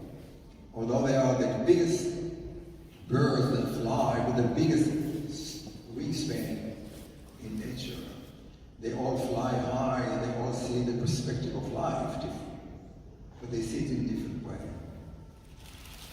The condor symbolizes our connection to the earth. They don't kill, they eat the dead, and they fertilize the earth. They live in communities. They don't eat everything that they see. They leave it to other people, the other animals to eat too. They don't build nests. They don't build army and factories. They're not greedy. They share. Where the ego is a killer. And that's what we are. We're a society of the north, a society of occupation, of expansion. 30 years ago, that was over. And according to that prophecy, it is the time where the shamans of the Andes and the shaman of the Amazon, everywhere in the world, started to feel the need to come out of the jungles, to come out of the mountains, and start sharing their wisdom with the white people, with the people of the north, the eagles, because they realize that a new Pachakuti has begun. And we are all here, 30 years later, feel the call to save the earth. And that is why we are all this movement is starting to happen. And more people are now drinking ayahuasca, going into the jungles, and they're going into the mountains, and they speak to the Native Americans, and they speak to the Kishwa people, and they speak to the Quechua people, and they speak to all of those people who kept the wisdom alive. Without that wisdom, most likely, we're not going to stay here on this earth very long. But what I wanted to say is that the last Pachakuti, the last 500 years period of time, took about 80 years for the dust to settle. We are only 30 years going now, which means we have another 50 years for our whole generation to die. Which means we may not see it, but we are the agent of change. We are the people now that will bring a new future to the world. I mean, I'm still working on staying here to see it. I hope that you join me too. But my grandchildren might see it, and maybe my kids will see that. I think that would be really cool. But we are here to make a commitment to that change. Everything around us now is in turmoil. We are like in the middle of the eye of the storm. We don't really understand what's going on. We see the world is changing all around us. But I am optimistic.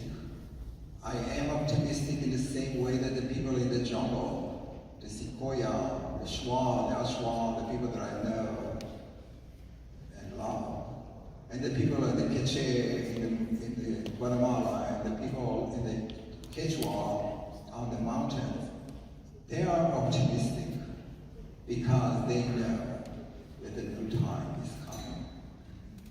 And I want you to maybe activate you a little bit. There's a beautiful song by the Mapuche, the people in Chile, the large ethnic that survived.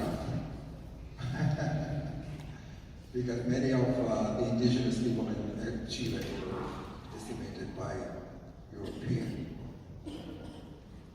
But the Mapuche are still here. And Mapuche means the people of the earth. That's the name. And they don't have a name for themselves. It's the people of the earth. They don't separate themselves with a name or with a flag or with all that. Did I mention that the eagle is on every empire flags when they go to war? Did you notice that? The United States, the Romans, Nazi Germany. It's not coincidence. Anyway, the machis, or the shamans of Chile, which are mostly men, because only the feminine can really bring healing, the feminine side. And so the machis in Chile, the Mapuches, they are mostly women. Also because the Spaniard made men feel guilty for doing healing work. So they started to dress up like women. They're not transgenders, but they do that in hiding because they feel the call to connect with the feminine side of themselves, to connect with Pachamama. Ayum Mapu, Newe Mapu. That's the song. And the song is, we are the earth, and we are as strong as the earth itself. That's the song that I would like you to join me, and I'll sing it once. And for those of you who know that song, I did not make it up. It's really come from Mapuche. It goes like that. It's very simple.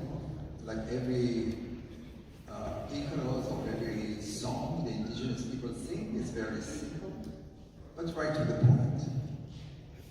So it goes like that. Ayum Mapu Newe Mapu. Ayum Mapu Newe Mapu.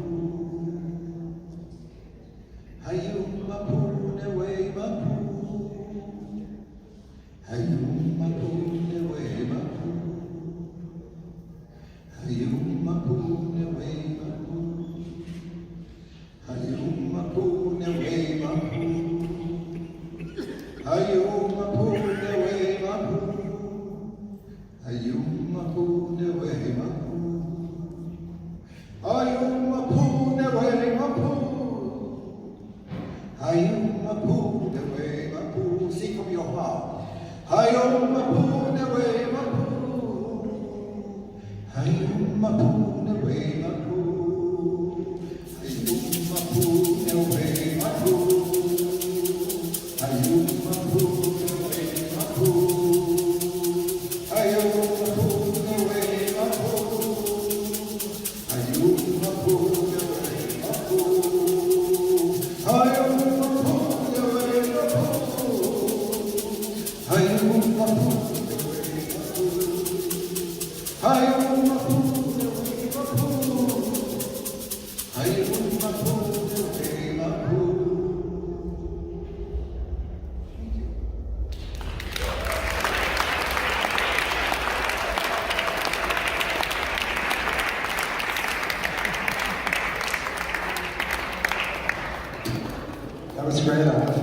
drum. I couldn't find a drum. It's very cool. Thank you, Ashok.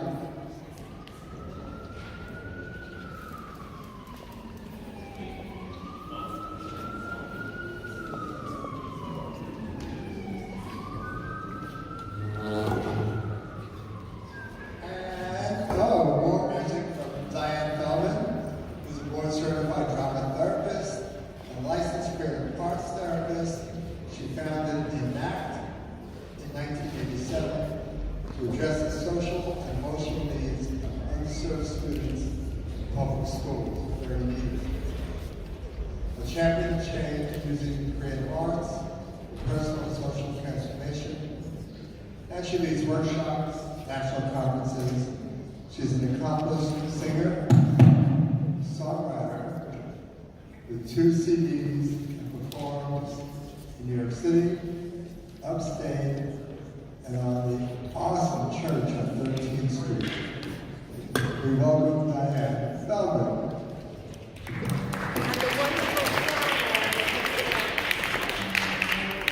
I'm not the sound man. Franco, Roland, and his assistant Chris. Not me, the taller, younger Chris.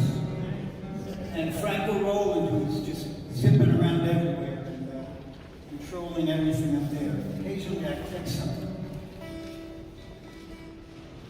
How's everybody doing?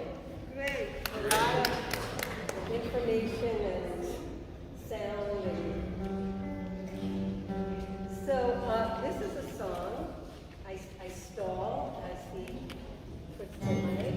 Can you hear that? Is that coming through, Franco? When I was 21,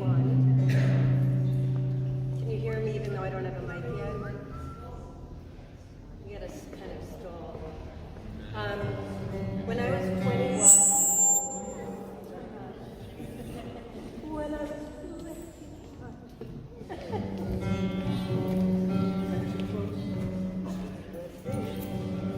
and then can we hear me here?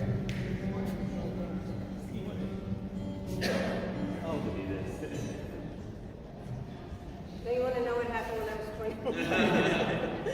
I'll tell you as soon as you get the microphone. I think he was in.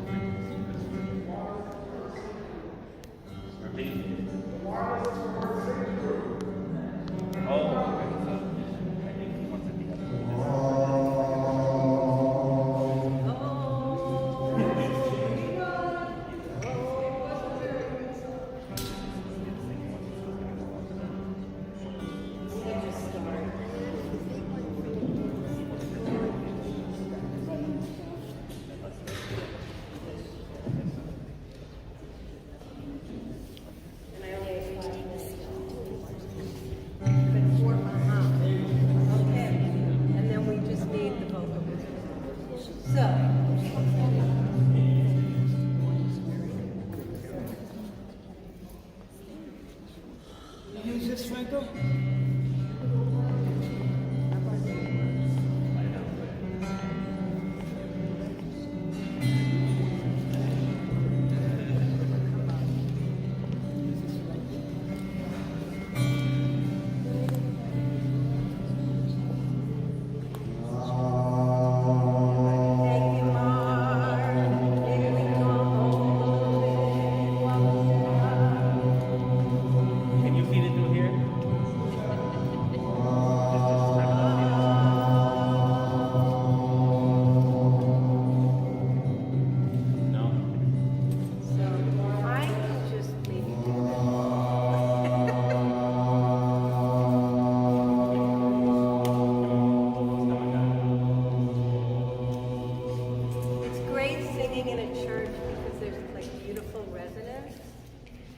But when there are people in it, it's helpful if there's a microphone.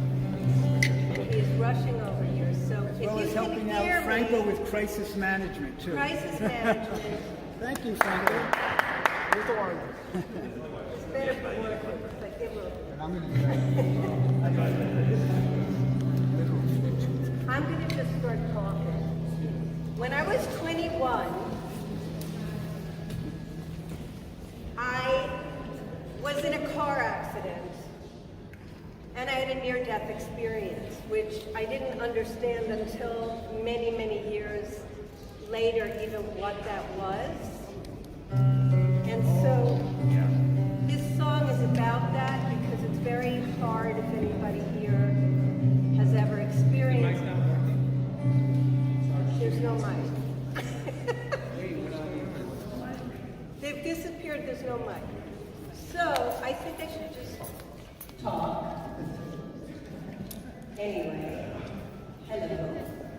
Hi, Mark. I don't know if you remember me, but I sang at one of your festivals. Can you hear me? Yes. So this song isn't just there the whole time. It's his yoga. So when I was 21, I left my body, but I'm back. And that's what this song is about. Welcome back. Thank you. We're glad you're with us. It's not easy. It's fun up there.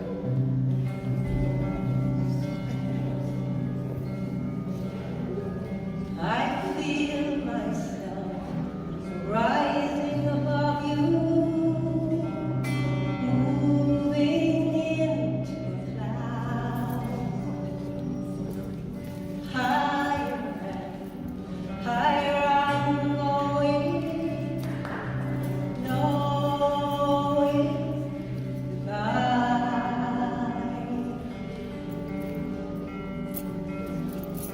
I feel my heart rising above you,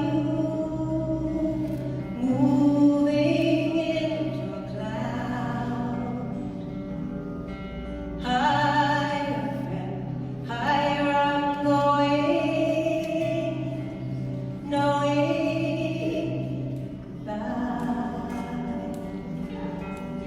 in a dream I'm lighter than I thought that I could be. But down below, you're crying, honey, crying for me. Don't cry. I'm dancing with the wind. I'm moving in the air. I am everywhere, everywhere, everywhere. I feel your heart pulling me closer to you. Closer to you, closer to you, closer to our love. Falling, I'm falling into myself from above. It's real love. It's real love. I feel the love. I feel the love. I feel the love. Your love.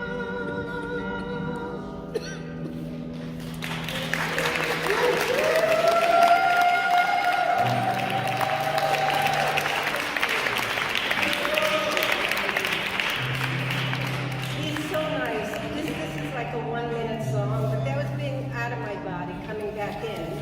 Now this is in my body, really appreciating the earth. I wrote this song sitting by the water up in Woodstock. Really appreciate it. Hear the rhythm of the water rolling past the stone, looking for a bigger river, looking for a home, peaceful as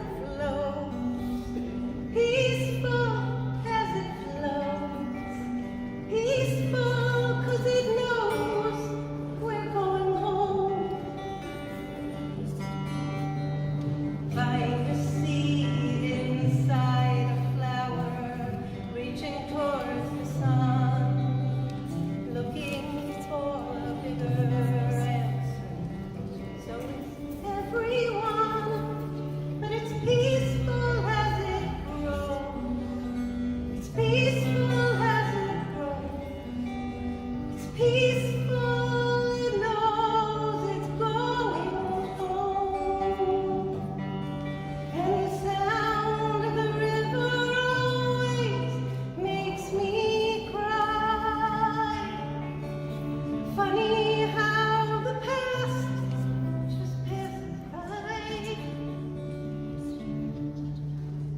Find the answer in the tree that's reaching towards the sky, clutching on to Mother Earth. It doesn't want to die, but it's peaceful as it goes.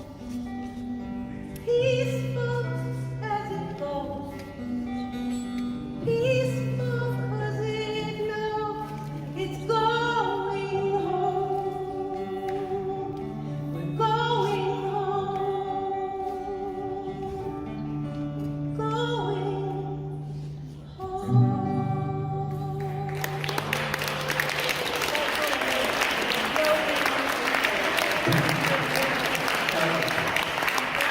Well, my co-hosts and the manager, both of them keep running away with the microphones. Andrew was away with one, Christine running with one. But now you remember, Lance said she played at the Expo. I remember her face, but I remember the voice. It's like a Judy Collins, Joni Mitchell incarnate. Thank you. AAA the Yogis, adapted, just accommodated. Okay, so I know who our next guest is. And I think everyone here knows who our next guest is. She is another icon in New York City. And she's a dear friend. Her name is Joni Sirota. And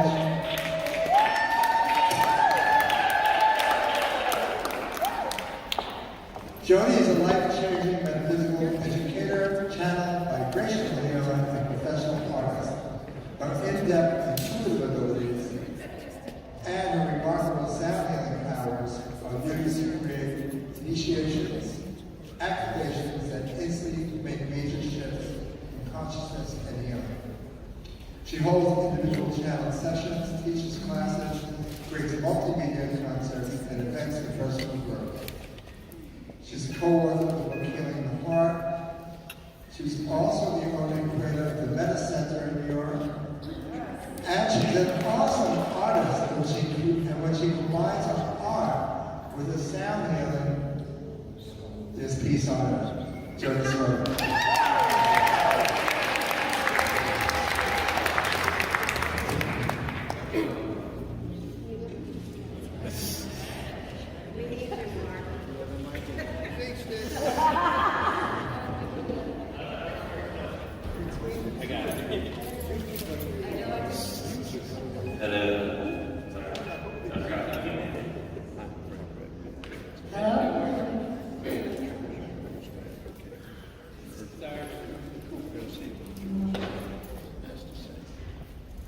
So I just do whatever comes through on the channel for the group that's present.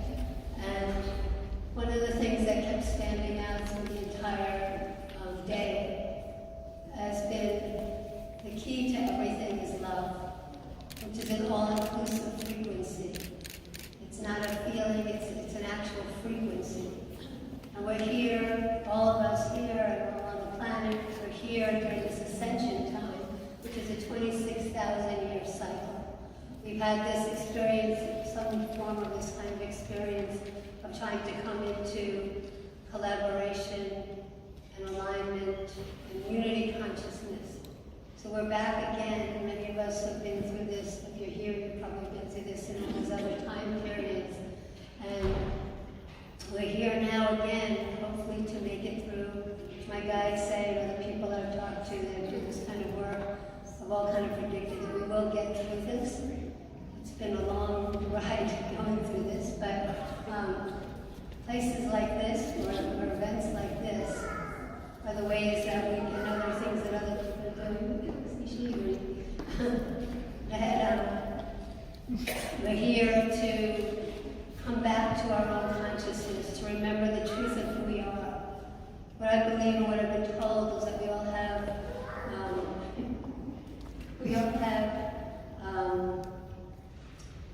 our own councils of light. It's like a board of directors for your soul. So before we come in here into this lifetime, we were given the information of what our lives are going to be about from a higher understanding. we come into the earth, we tend to forget the fullness of that higher understanding. But we're here to be able to remember who we already are.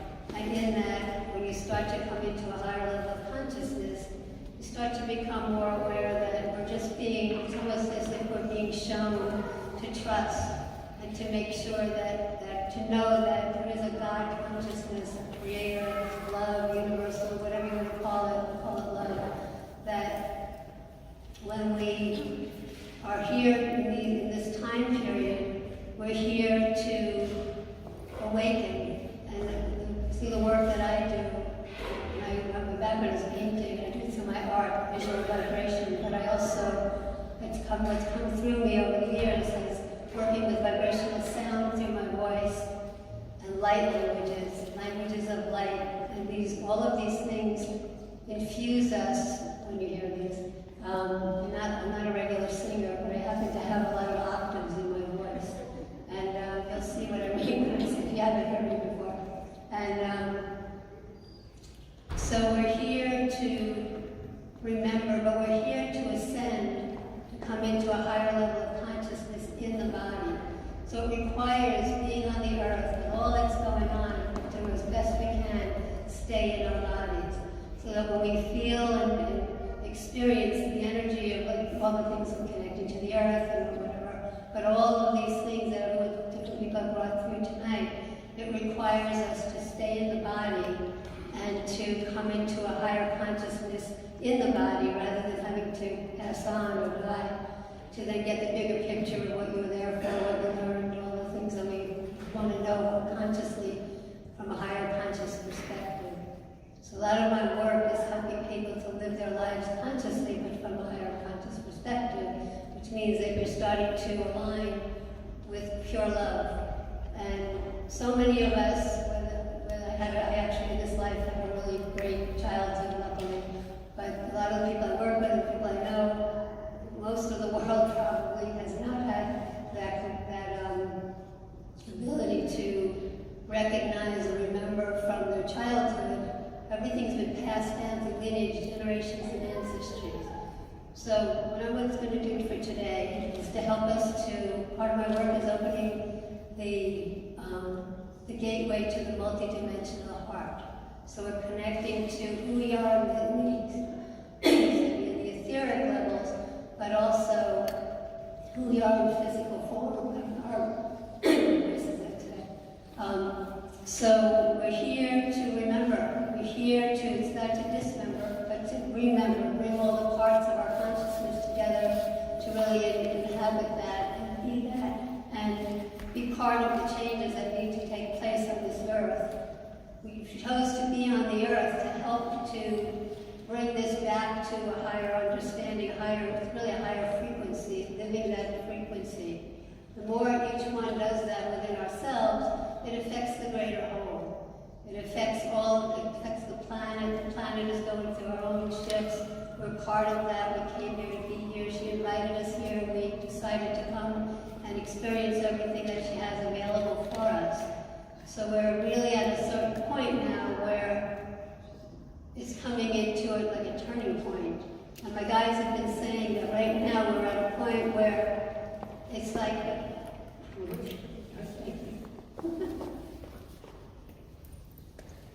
try it. Thank you. So we're here, I don't know where I was talking about. Great, thank you.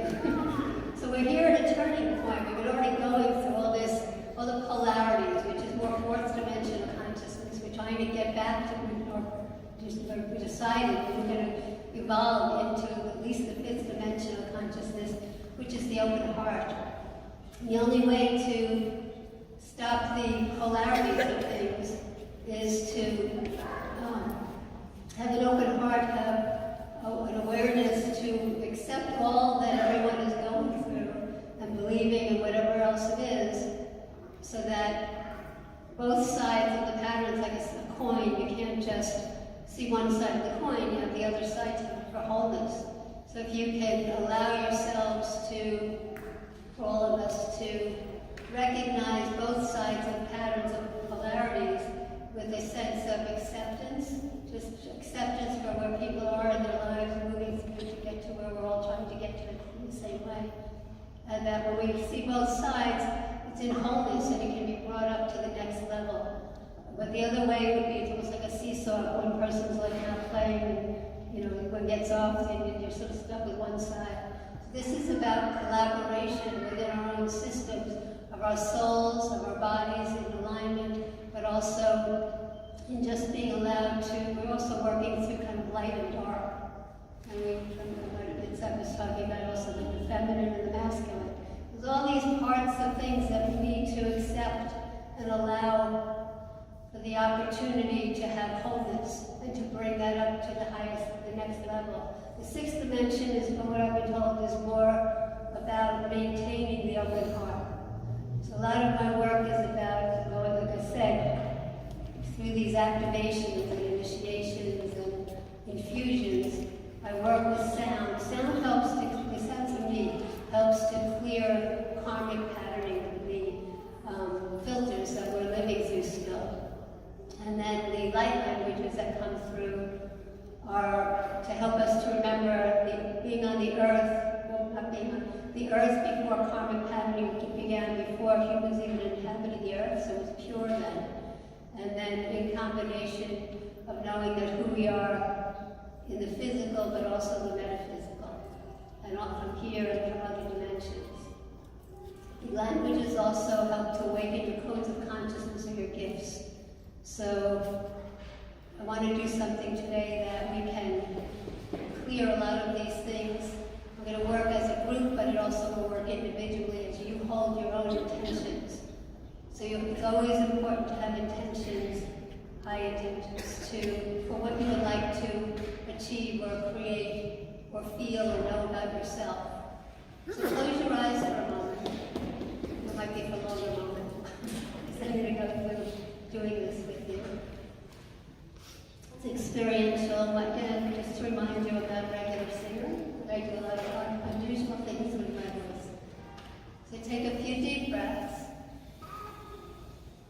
and allow yourselves to breathe into your heart center, into your chest cavity, filling up your lungs with oxygen. And just expanding that whole chest cavity where your heart is.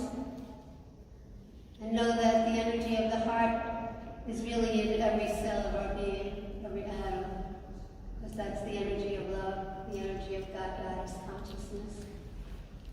And as you breathe, hold an intention of something you would like to either heal, or something to be awakened into, or awaken your own consciousness.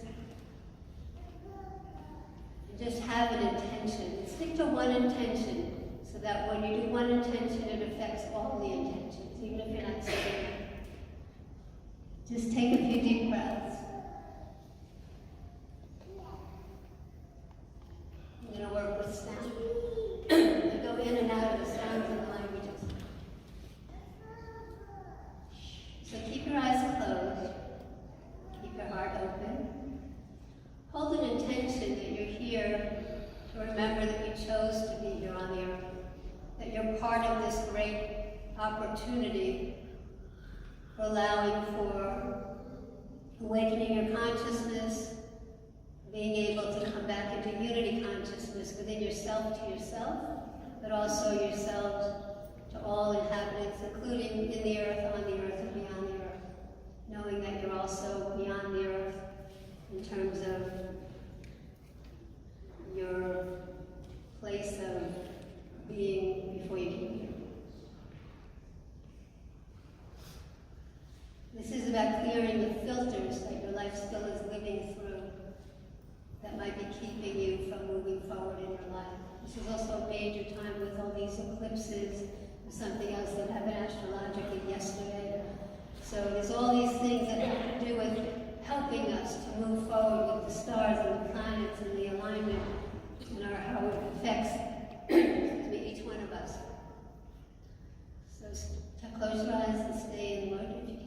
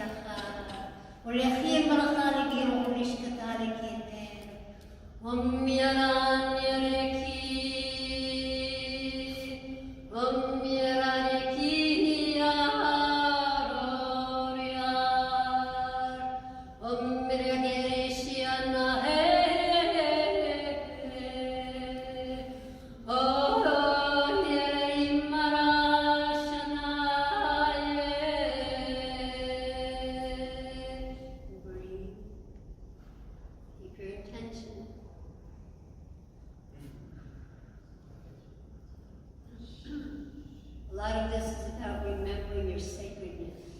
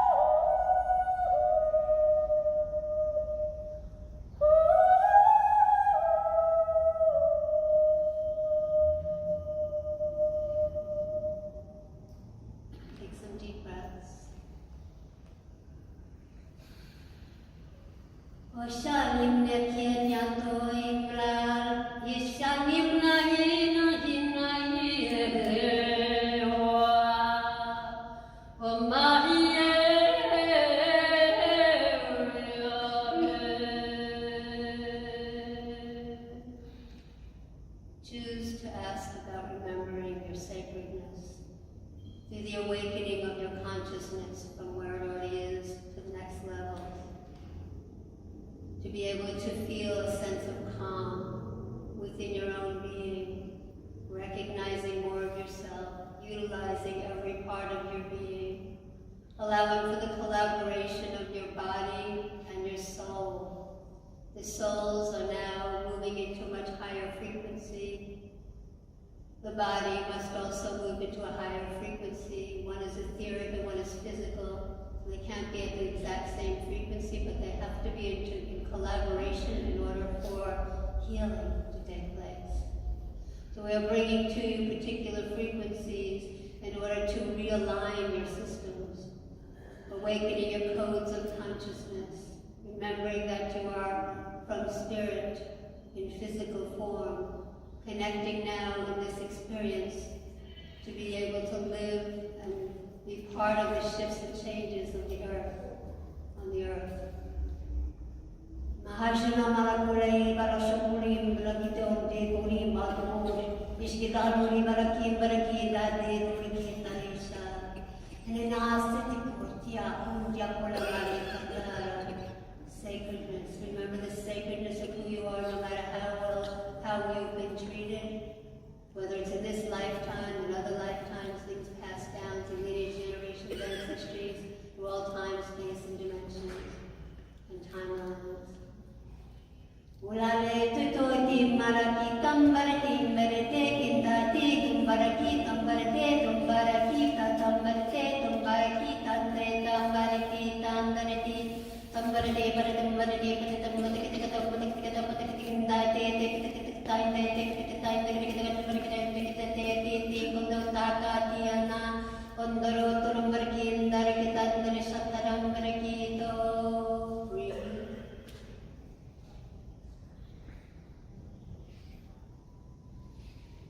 Allow yourselves to forgive anyone from any time, any space, any dimension, whether you remember who it is or not.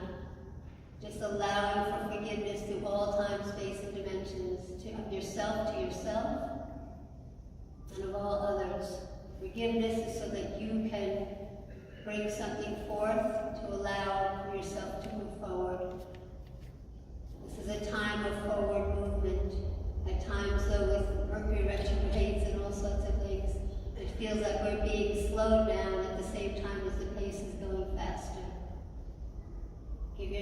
permission to move in the direction and the timing, the divine timing. Sometimes we want something to happen, and we keep doing all the things we think we're supposed to do to get something to be done, or to move into some other direction or dimension or awareness. But there is a divine timing. So part of this journey is to start to trust that there is a larger, a bigger picture, an orchestration of something that's being created. And as you put out what you really want for yourself, that's in alignment with the truth of who you are. What will come up will be all sorts of things, but if you can remember that there is this divine timing, there is a certain way that God, universe, again, love, Creator, hears your prayers. Praying is something that's important as well. Putting out what you really want for yourself, that really would make you happy, that would really give you that sense of trust and calm. And a collaborative energy within yourself, to and from yourself, but also with the energy of God consciousness, God Goddess consciousness. Also now, imagine or just image in your mind that we're here with the earth. We're here, we chose to be here. We chose to be here, so this is a time where we can just recognize and accept that choice we made to be part of it, and know you make a difference, know that you're loved, lovable, and loving. Imagine one more thing just to complete this. Imagine that the earth, we're all up in front of the earth, putting our hands on the earth. We're all here with others doing these things in other time frames, dimensions. And allow your heart to open to the earth, the energy that anchors us here, that helps us to manifest the truth of who we are and make things happen. Know that as we do this now, it's affecting the other side of the world. All your intentions, the way you speak, the way you write, the way you are to yourself and others, makes a difference. Take a deep breath, start to come back to your consciousness.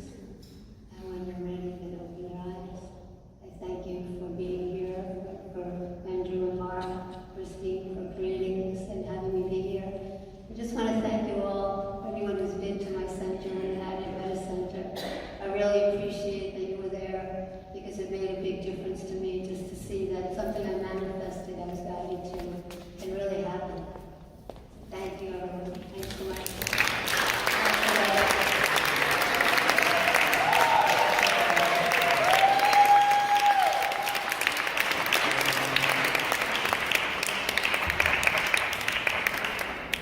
Isn't it nice when you meet angels here on earth? Pretty cool, right?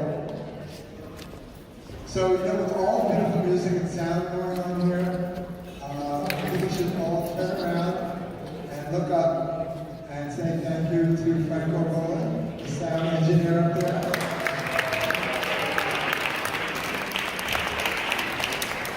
And also to Chris. Chris is there.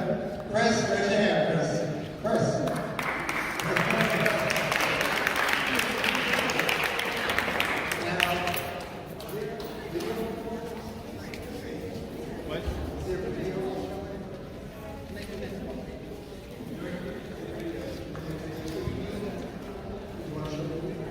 Are you going to turn just these, Franco? Oh, I thought that was me, Chris. Yeah.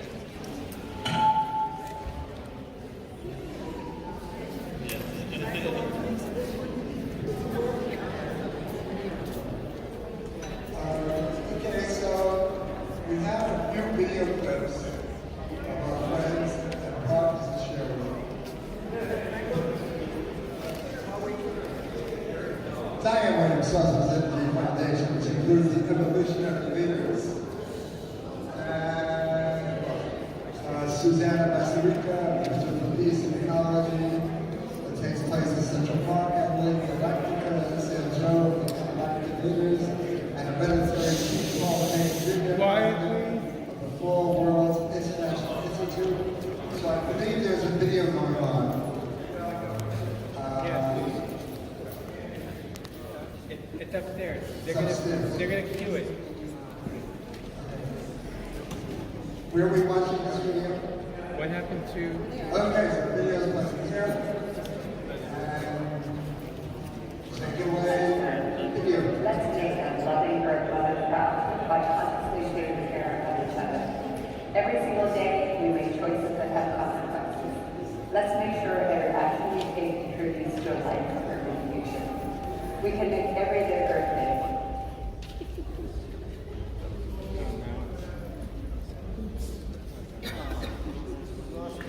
Generations to come.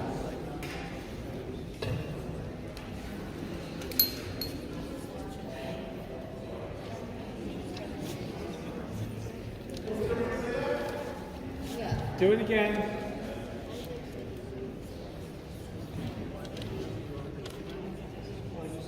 Hello, and happy Earth Day. This is Diane Williams from the Source of Sanity Foundation.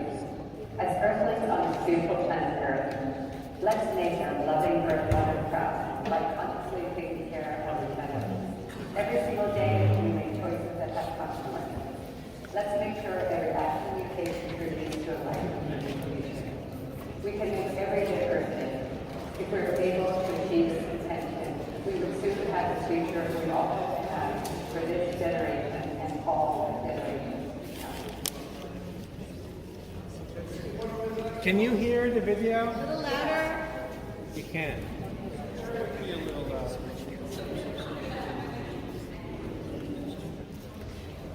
Hello, and happy Earth Day. This is Diane Williams from the Source of Sanity Foundation. As Earthlings on this beautiful planet Earth, let's make our loving Earth Mother proud by consciously taking care of each other. Every single day, we make choices that have consequences. Let's make sure every action we take contributes to a life of urban future. We can make every day Earth Day. If we were able to achieve this intention, we would soon have the future we all hope to have for this generation and all generations to come. Chris? Thank you, Franco. Next video. Oh, okay.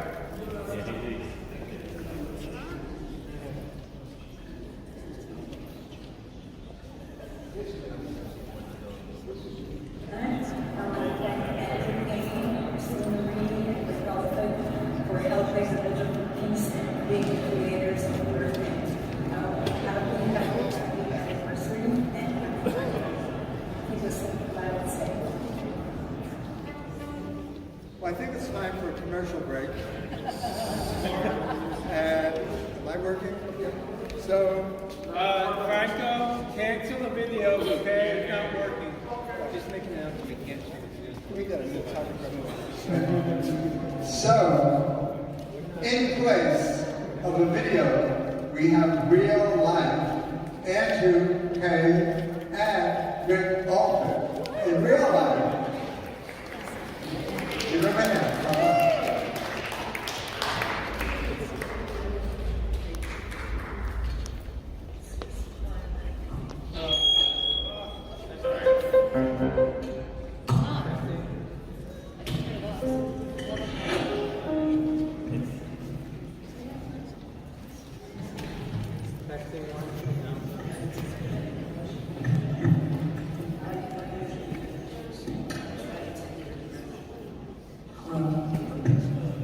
Amazing.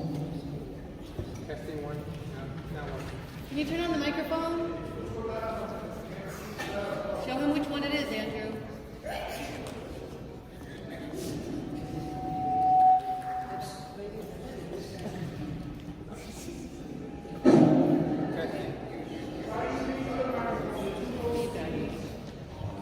What?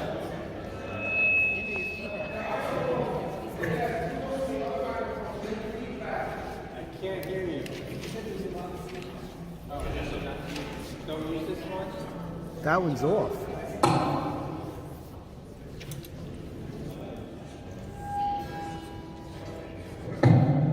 We'll be with you in one more time.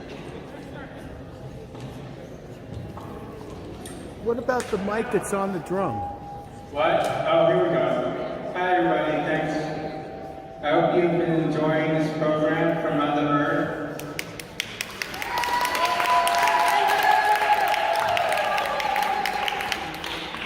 Before I read a poem to you, I'm going to open up with a brief little vibrational sound activation.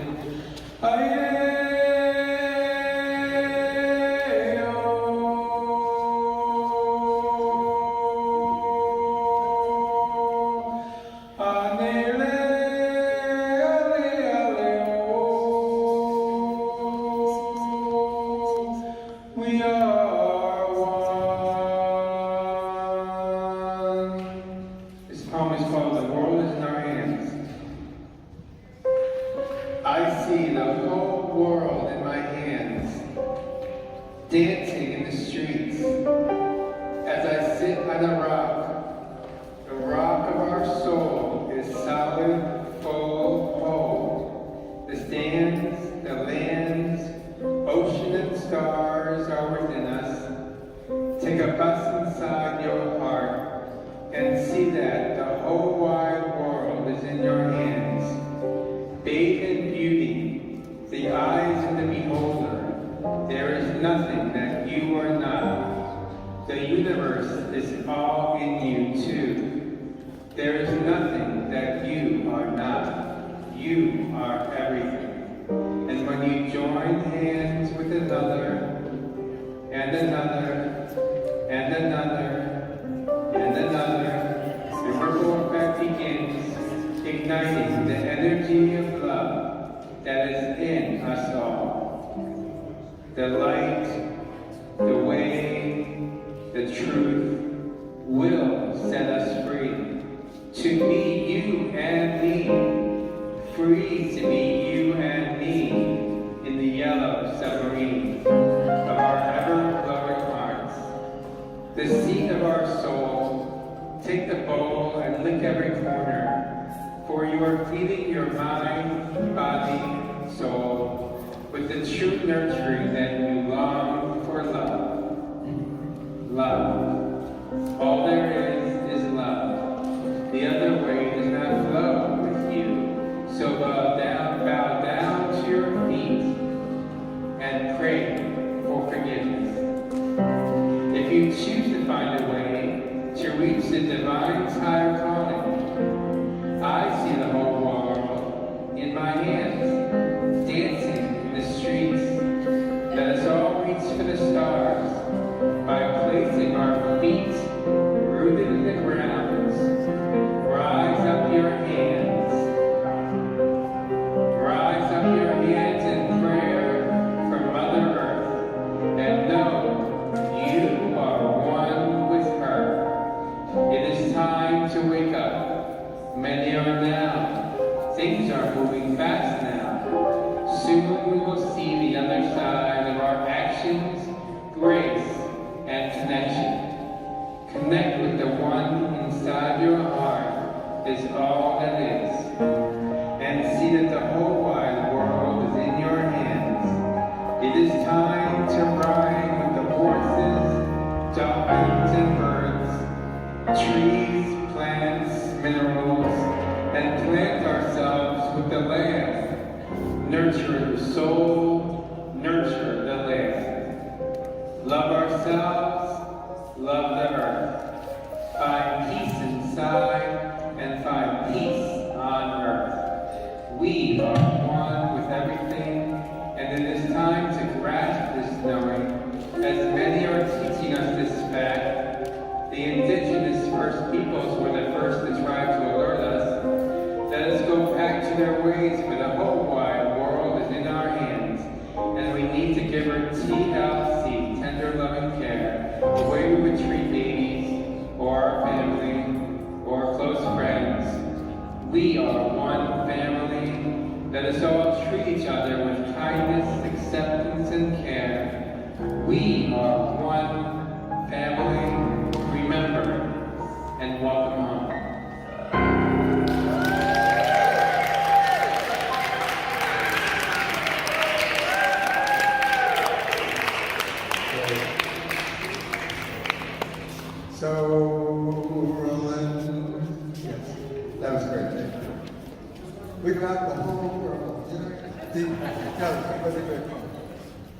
to do a commercial break for a second before I forget. The next New Life Expo is going to be in Manhattan after 3 years. We're back in Manhattan.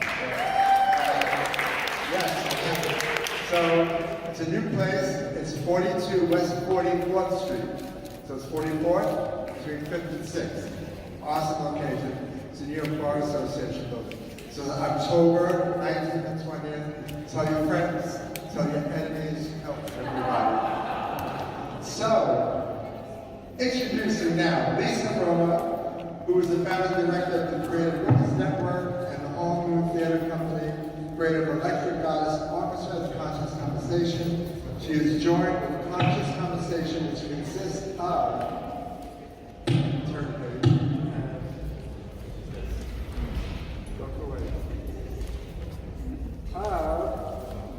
Sue Polo and Suki Ray on vocals, Barry Courthouse on cello, Pete Gard on violin, Aaron Come on piano, and Lisa Roman guitar and lead vocals. Yes.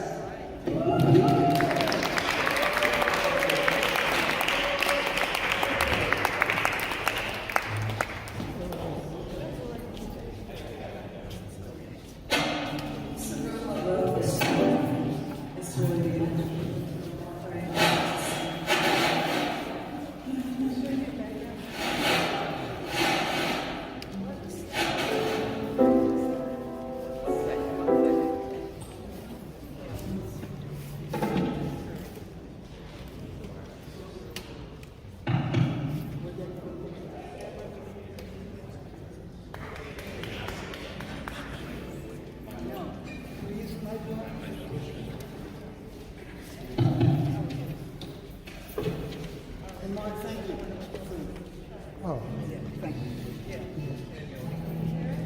You get the guitar?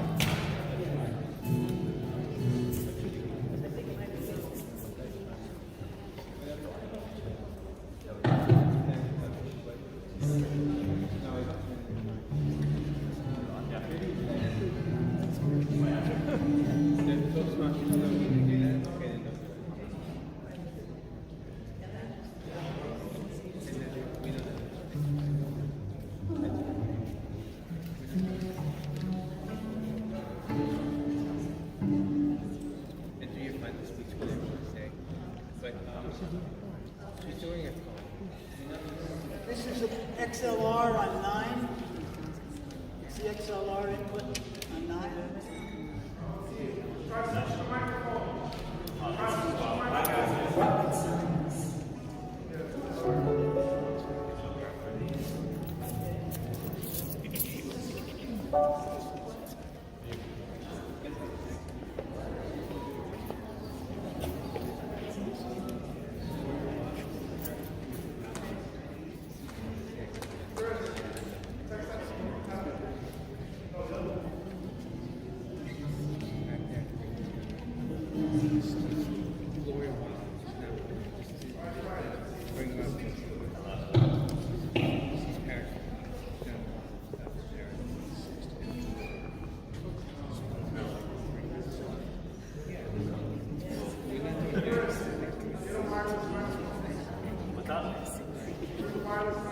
Does anybody have the wireless mic? Oh, that's the wireless. Yeah, that's the wireless, but they get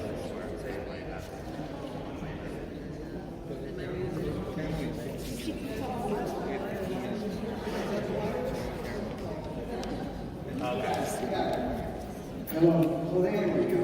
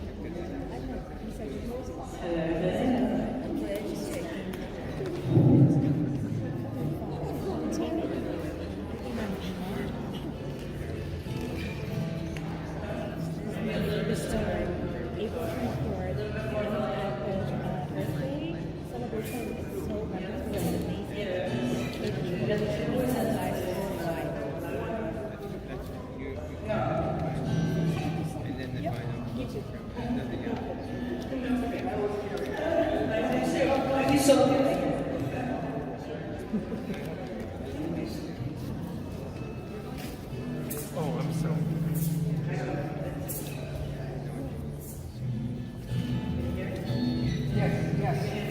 Yes, that's coming through. Okay, good. That's coming through, Frank.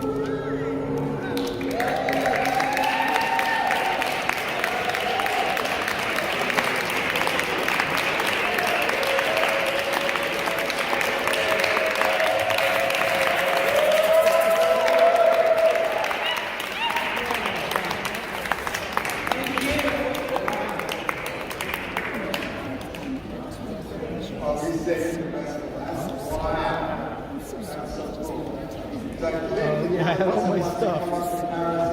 So she wants to do a 1 minute message. Is Miss Watson in the house? Oh, I had this all set up to record.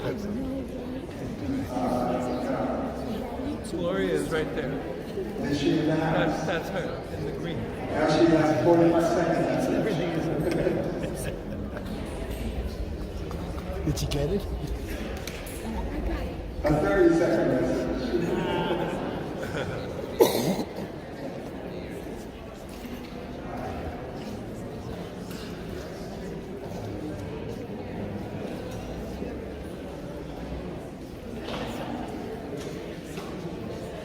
My name is Gloria Boston, and I am the parent lady for a family known as the Parents for Peace.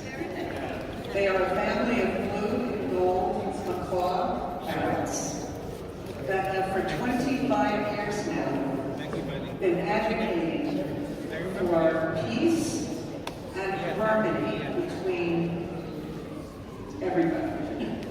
And their motto is, may there be peace with Mother Earth and with all people, animals, and nature. So many of you have met the Parents for Peace. We've been at lots of UN NGOs, We the World. We advertised with Mark, we came to Music Expo a couple of times, and Peace Lights, and certainly Clearwater. So my heart is with the parents right now. They're at home. They will be at Times Square tomorrow for Earth Day. But I wanted to extend their love to you all. So you can imagine Miss Whirlwind, Mr. Baby, and their 3 children, Peace, Snake, Laura, and Nicole, here with you. Thank you very much.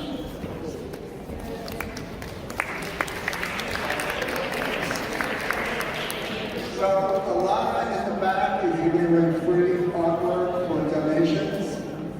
So if you like free artwork for donations, why would anybody want free artwork for donations? Just go back and we get the free artwork for donations. Okay, so Christine is back.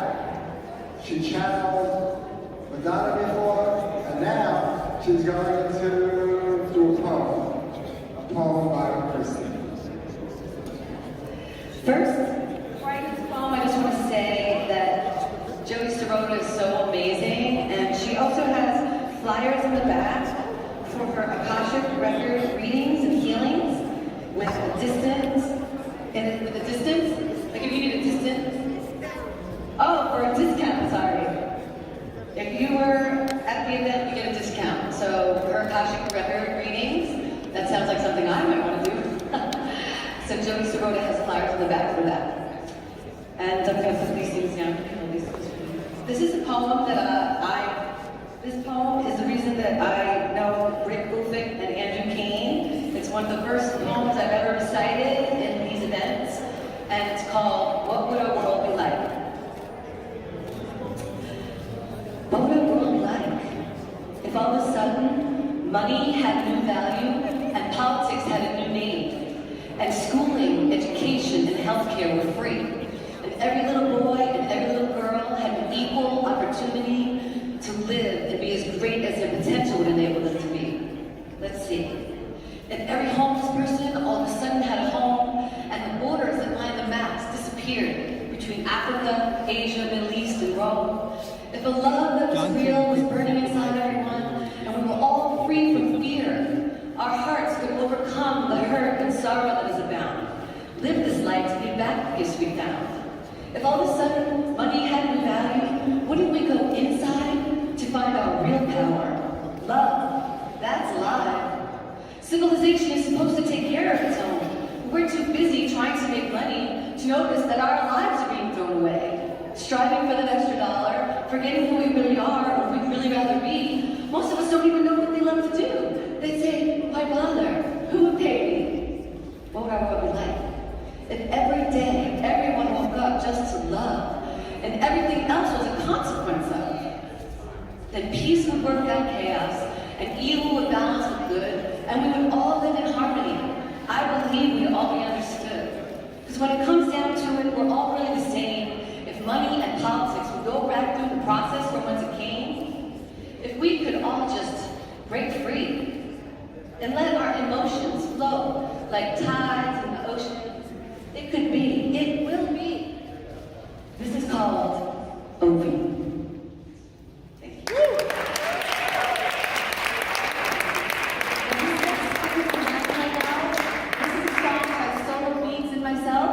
We created the song called The Leaders of the New Earth. It was on the commercial that I created for Andrew, the PSA, and we're just gonna, if you guys want to get up and enjoy it, there's a little rap that I do myself in there, and take it away. Everyone up! Everybody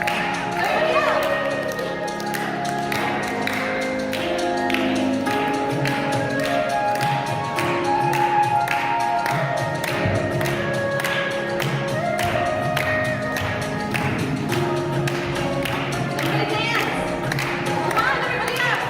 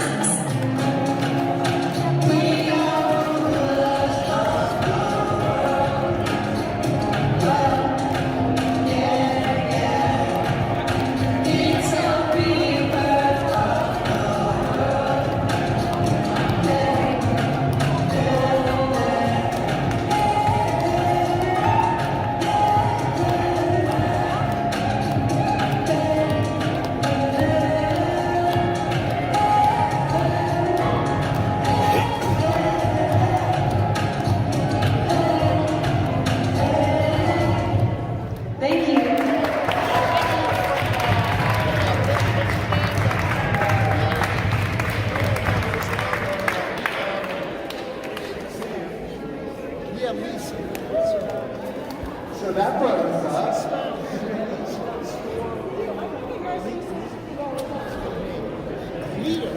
So before closing, actually I wanted to do this little song that it's appropriate right now. So tomorrow is Passover. Tomorrow's Passover, and my old rabbi and a friend of mine, his name was Shlomo Halabach, and Shlomo and I made a song together, and that was in the 70s. And I'd like us to all, I can sing it and you follow through. It's really cool. because it's very appropriate what's happening now. So it goes, Om Shalom, Om Shalom, Om Shalom, Om Shalom, Shanti, Om Shanti Om, Om Shanti Om, Om Shanti Om, Om Shanti Om, peace. Om peace Om, Om peace Om, Om peace Om, Om peace Om, all three.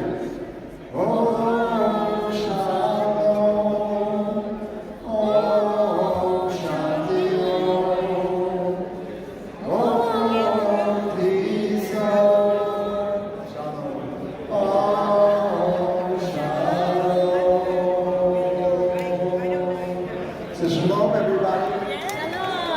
Happy Passover. Which shalom is like namaste from the deepest depths of my heart. I greet the deepest depths of your heart. Beautiful, thank you. The ceremony is not over yet. We have the closing ceremony now. Quiet, please. Hello? Someone make a sound to get it. Quiet. Hello?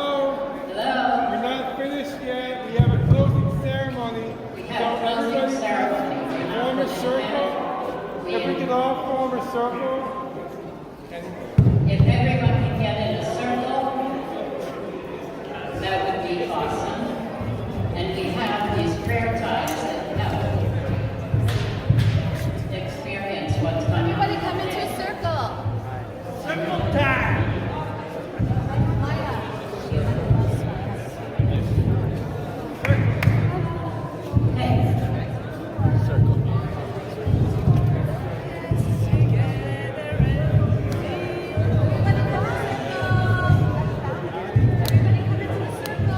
Like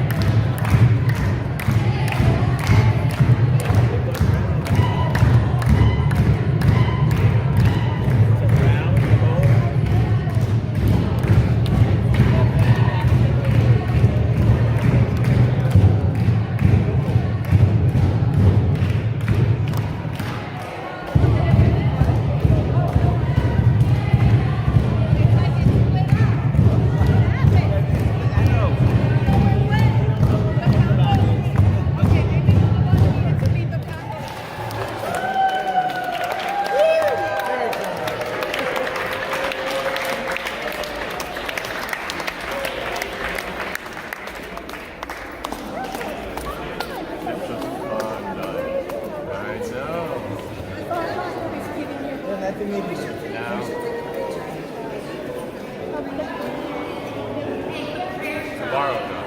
Like tomorrow.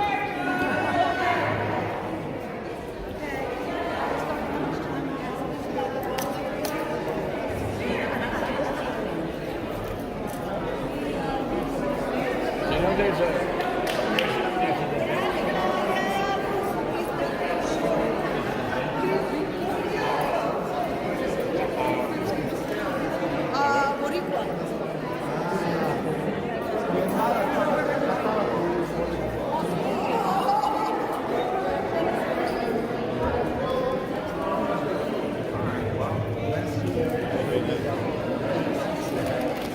I think we've crossed paths before. At an event.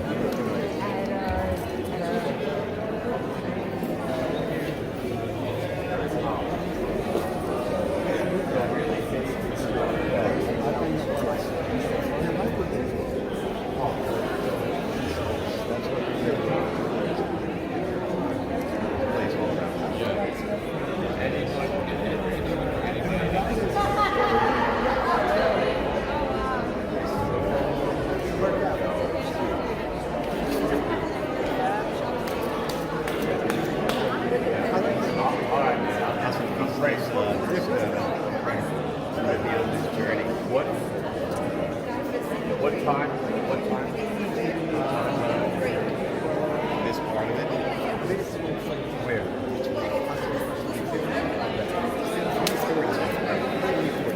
We did like shows in New York City.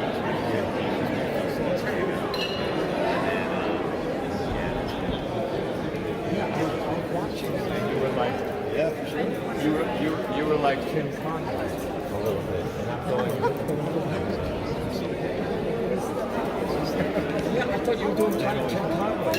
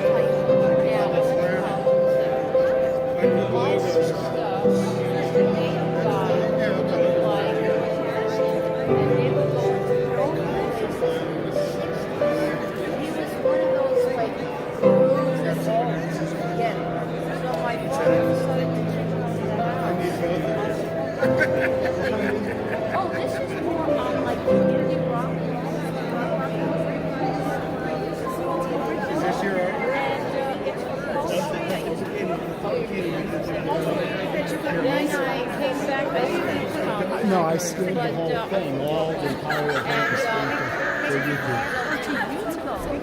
I want to try to catch Ken Andrew and see if he's got anything he wants to say. That works.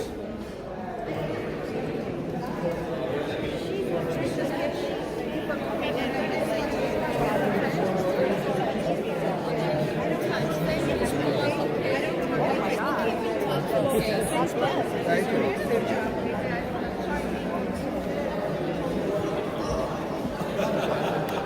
Everyone said, she made that just now. She made that just now.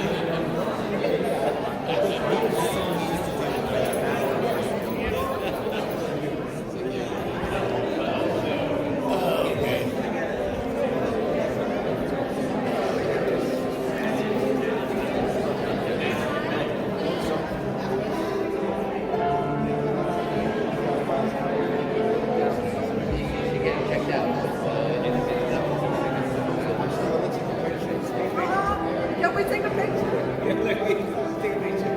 Oh, Kevin the bag is so Who am I for love? All right, get in there, get in there. Bring it.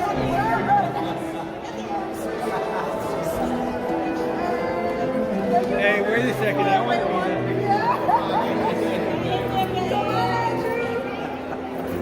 You gotta get you in here, right? Oh, I'll do my favorite selfie. We'll do this one.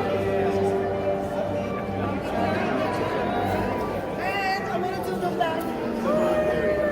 Any closing words? That was beautiful, Lisa. Beautiful. Say goodbye to everybody. This is the Bridge of Truth signing off from the 16th annual World Peace Earth Day. You're signing around too. I don't want to say it. Check out COVID-19. Here we go. All right, Andy.